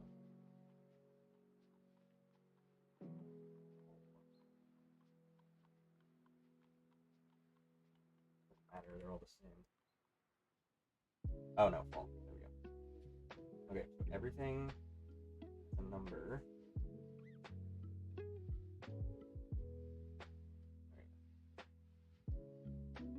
And then we're just gonna stagger it and space them out, and yeah, that'll be it.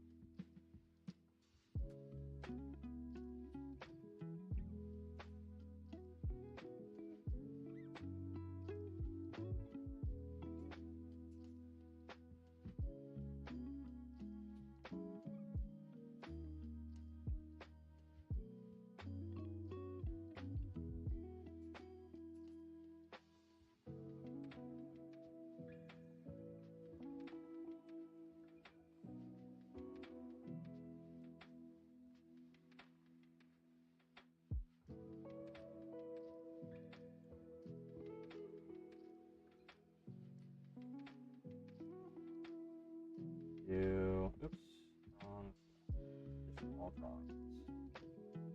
That there. This one can go here. Go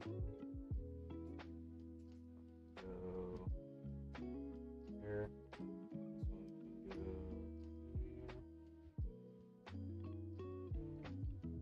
Gotta make sure that they're not like all on top of each other.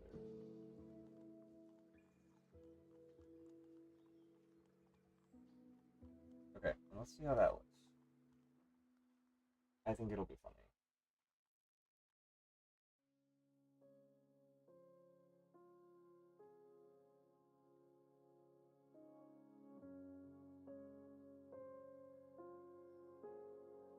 Look at all those men.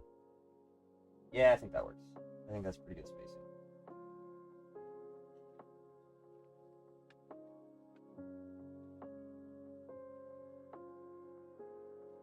That's it. X sheet. Yeah.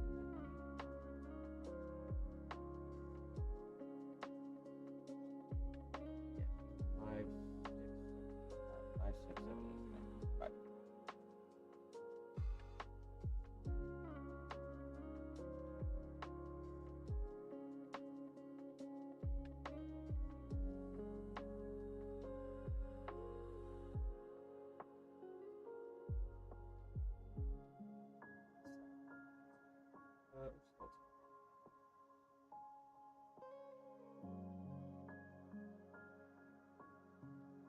a flag timer. Yeah. I just don't have any impact frames, so I'll probably just export it on at 12 frames a second instead of, because last time I had a couple of frames where I wanted them for 1, and so I had to multiply every single frame and make it on 2s, which isn't super complicated, but something. Set of bumps on my arm.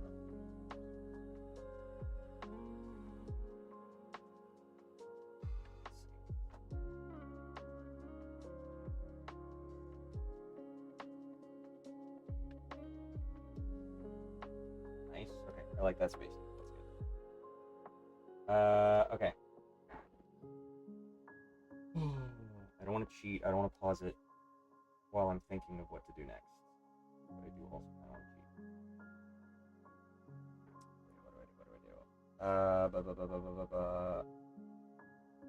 He just slides down to the bottom and sees the trampoline.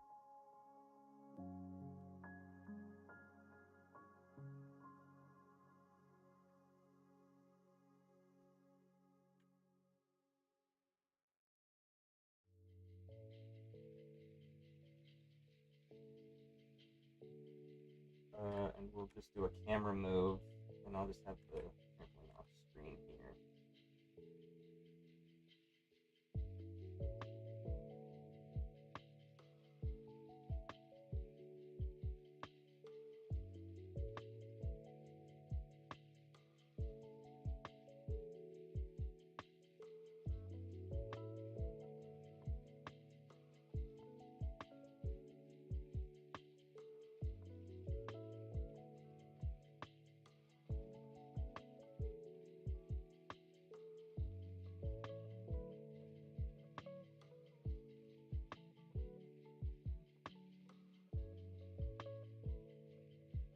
Do a little loop.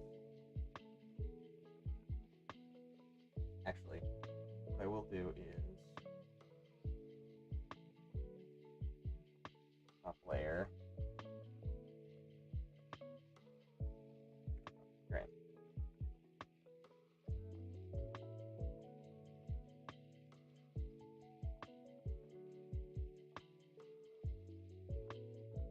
Having great fun.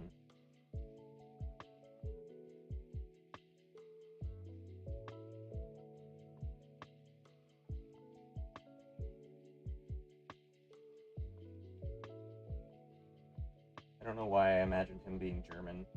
He's just going, oh mein Gott! Jumping on the trampoline.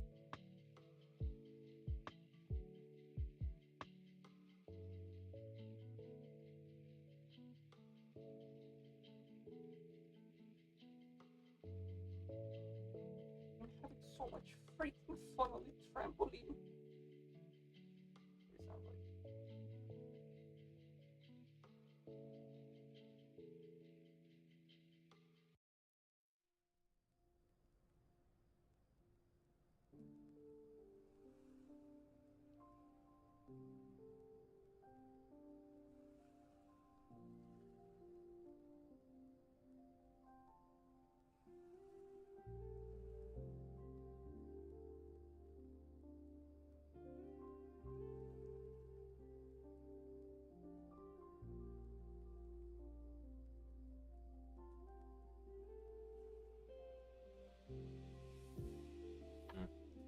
Make his arms go all the way down. They just look like his feet.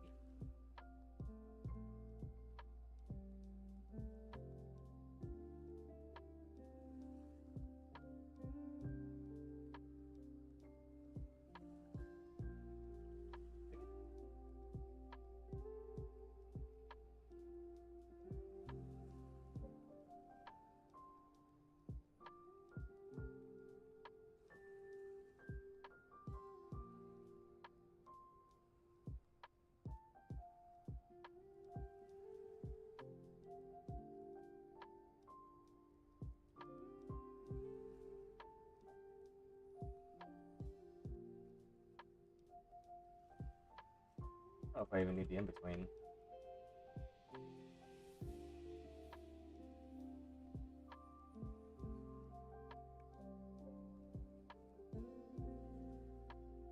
I might even do at the top of the arc, have a hold frame.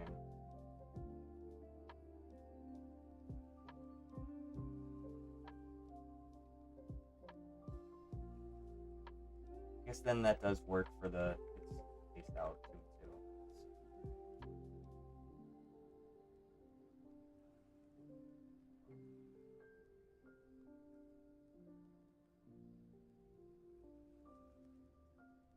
Actually, how about I do this?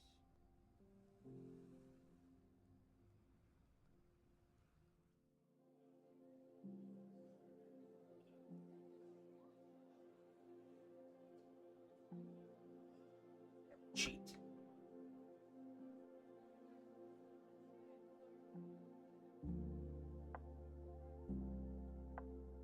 Oh.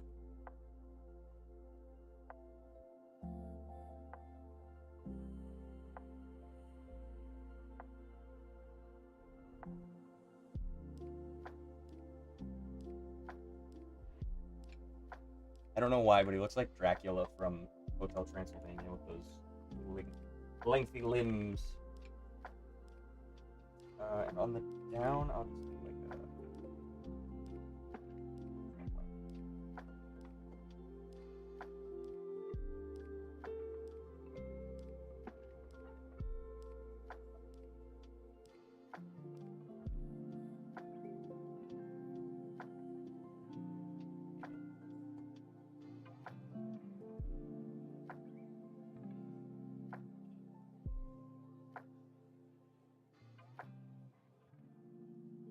Good, pretty good. For having not studied how a trampoline looks, you know. Sometimes physics just works, right?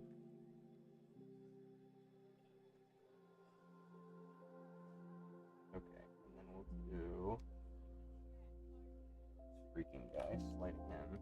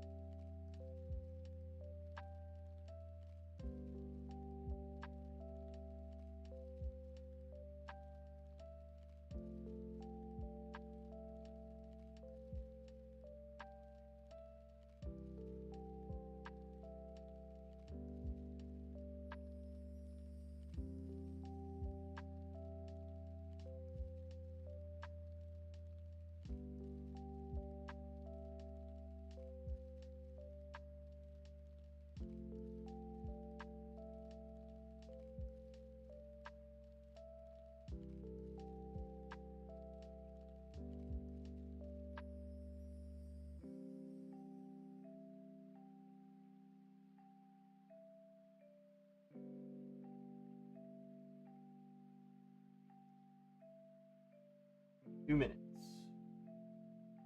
To be able to finish this up.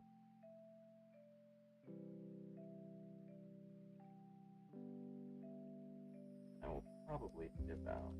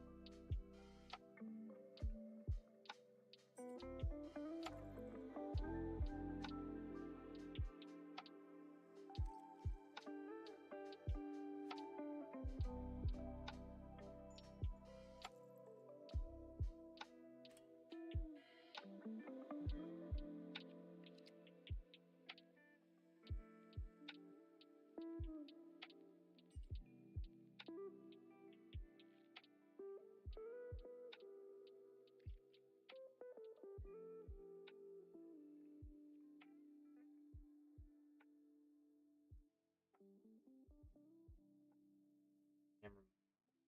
Yeah. Yeah, we'll go a little less. There. That ought to be good. Alright, I'm gonna make a camera. What's the time? We got 16 minutes. Ah, do I add something? Because I can't really add anything to the run. I could add. I don't want to start on the guys running. I feel like that's too much of a task.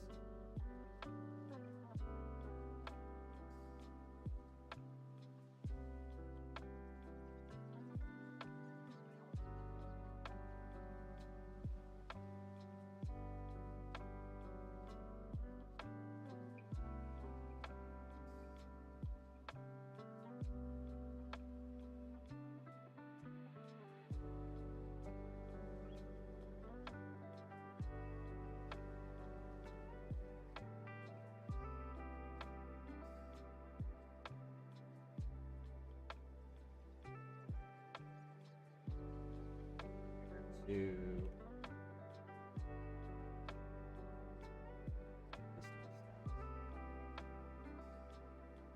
probably just go.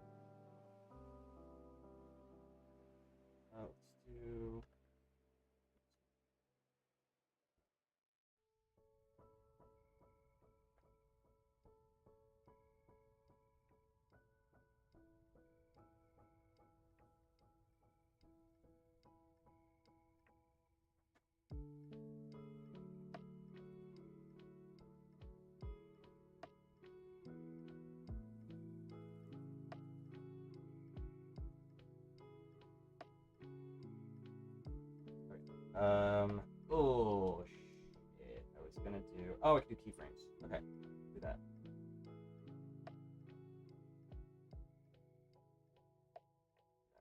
I was going to.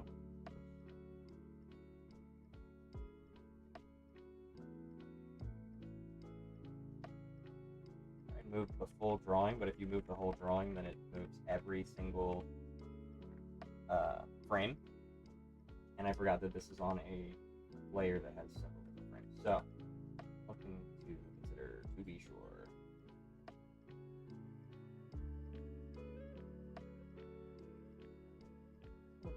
Spacing a little more this way.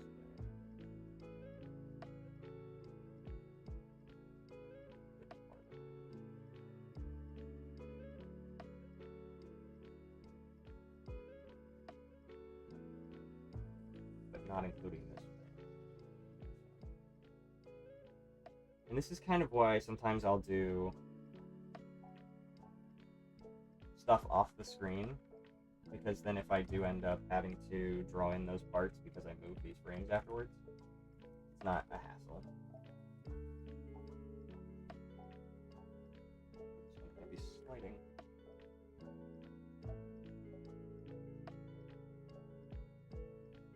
What I might also do is put the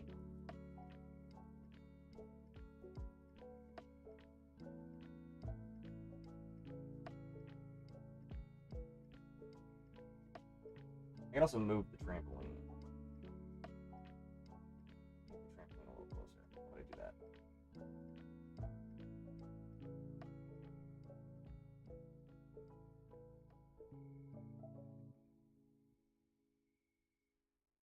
Yeah, move the trampoline guy as well.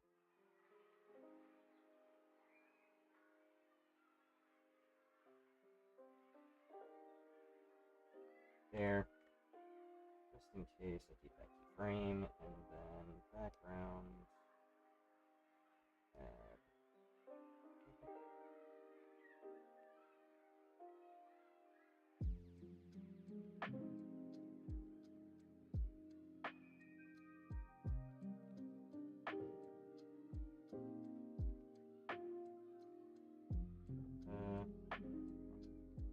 There. Here, and then I can do this.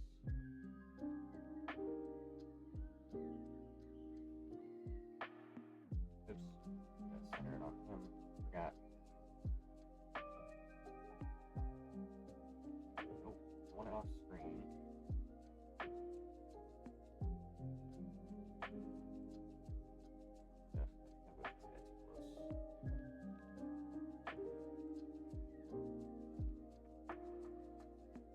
I can always just move the background too, because the background's only one frame. So I can just move like that out there. I can move the hill closer. I do that too. Nope.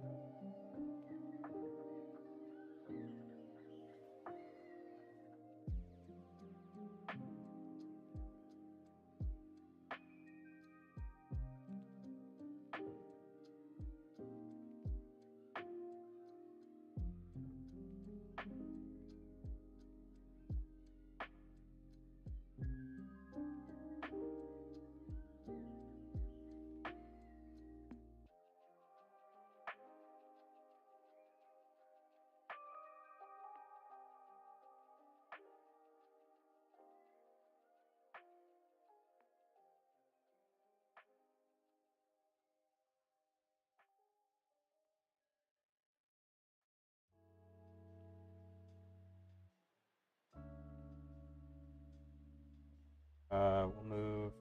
Yeah.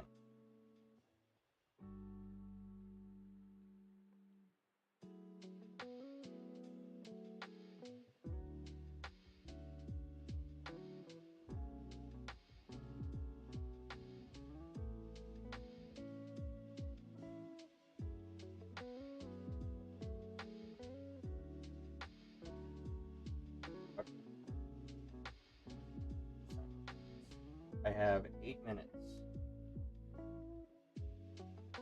I do.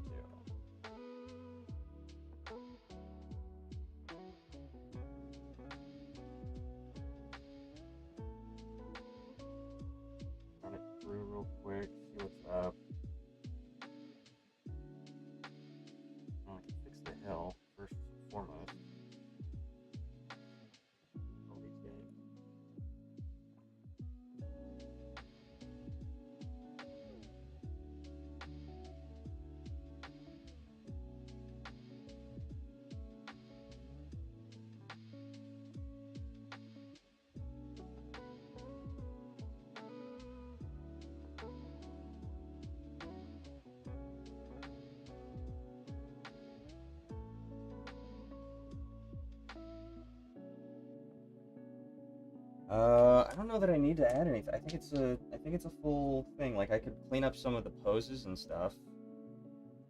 I'll just do that while I'm kind of done with it.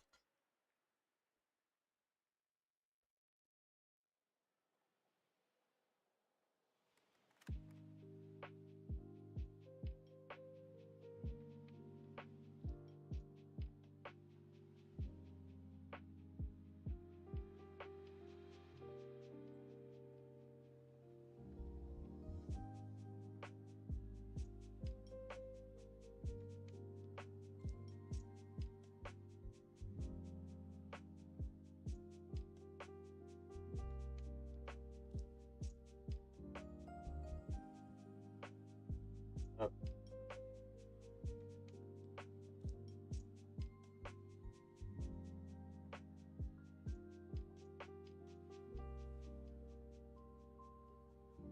yeah. Uh,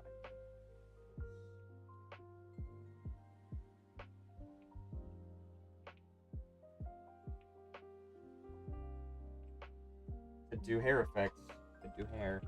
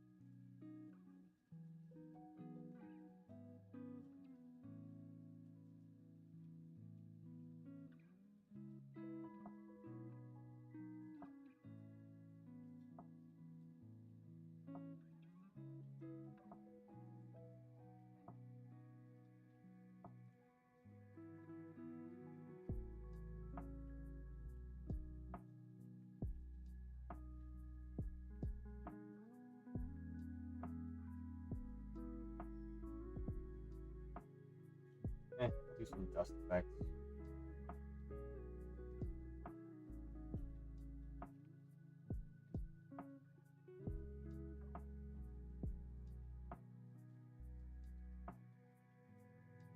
Oh yeah.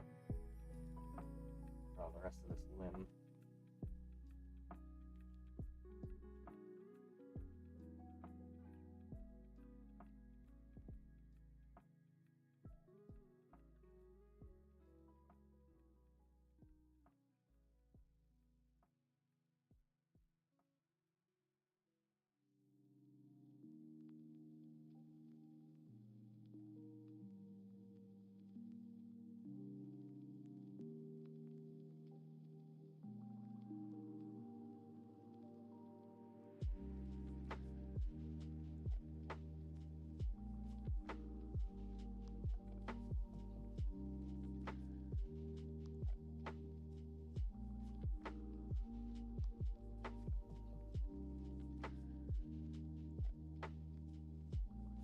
That's time.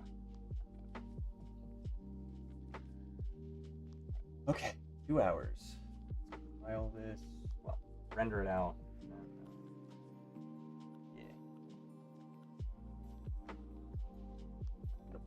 Premiere. Oh, I also need to make a color card. That's the word.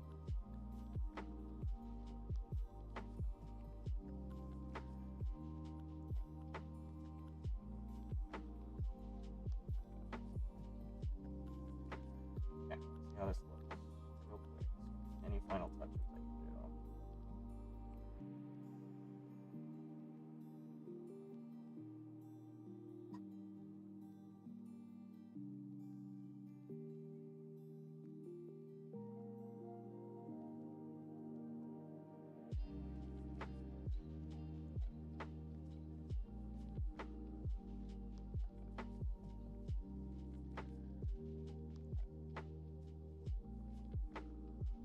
I think it's fine. Anywho, that was 2 hours. I know it didn't feel like it, but I started, I think I guess it was 3 hours into the stream after I cleaned up my commission and ranted for a while. But yeah, let's do it. Let me double check that it's not supposed to be 3 hours of work.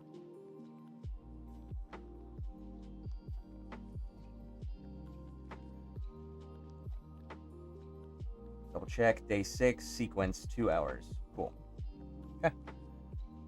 All done.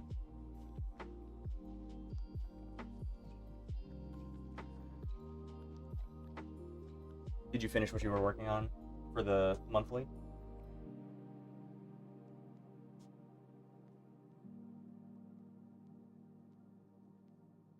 Does it get smaller each day? So it started at 1 hour, day 1, and then they moved up to 4 hours, and then people were complaining that it was too much time. You know, people don't have that much time to give unless they're, I don't know, unemployed, running their own studio that they don't have any clients for yet. So, you know, who's to say? But yeah. So they got to 4 hours at day 4, and then from there they've started decreasing. So we did 3, 2, and it'll be 1 tomorrow. 1 hour, which I can definitely do. It'll be easy enough. Got time. I hope it's a good prompt. I didn't like sequence too much. It was fine, but it didn't give me a lot for action. But that's just me.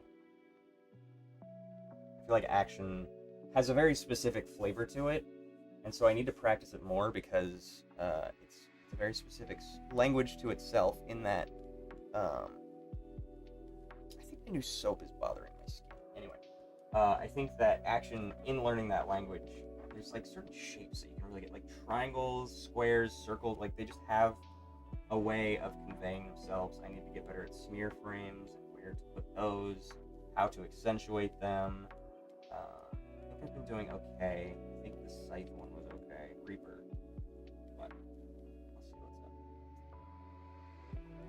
It is 8 p.m. I am hungry. So I think I'm gonna dip out. But I appreciate you being here. The mermaid prompts are fine. I wish it was more inspired. The original one, the official one, quote unquote, is not great. But I think the other one that I found is okay. I don't know. Maybe you disagree. Sorry, it might delay. I'll let you answer that mermaid question and then I'll go.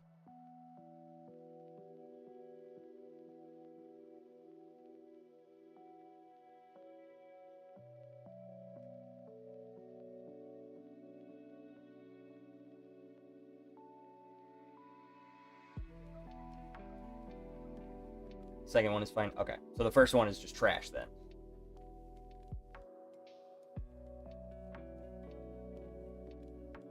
Yeah, I didn't have time to dedicate to mermaid. I'm also not big on mermaids personally. I don't like underwater stuff in general, but it's just me.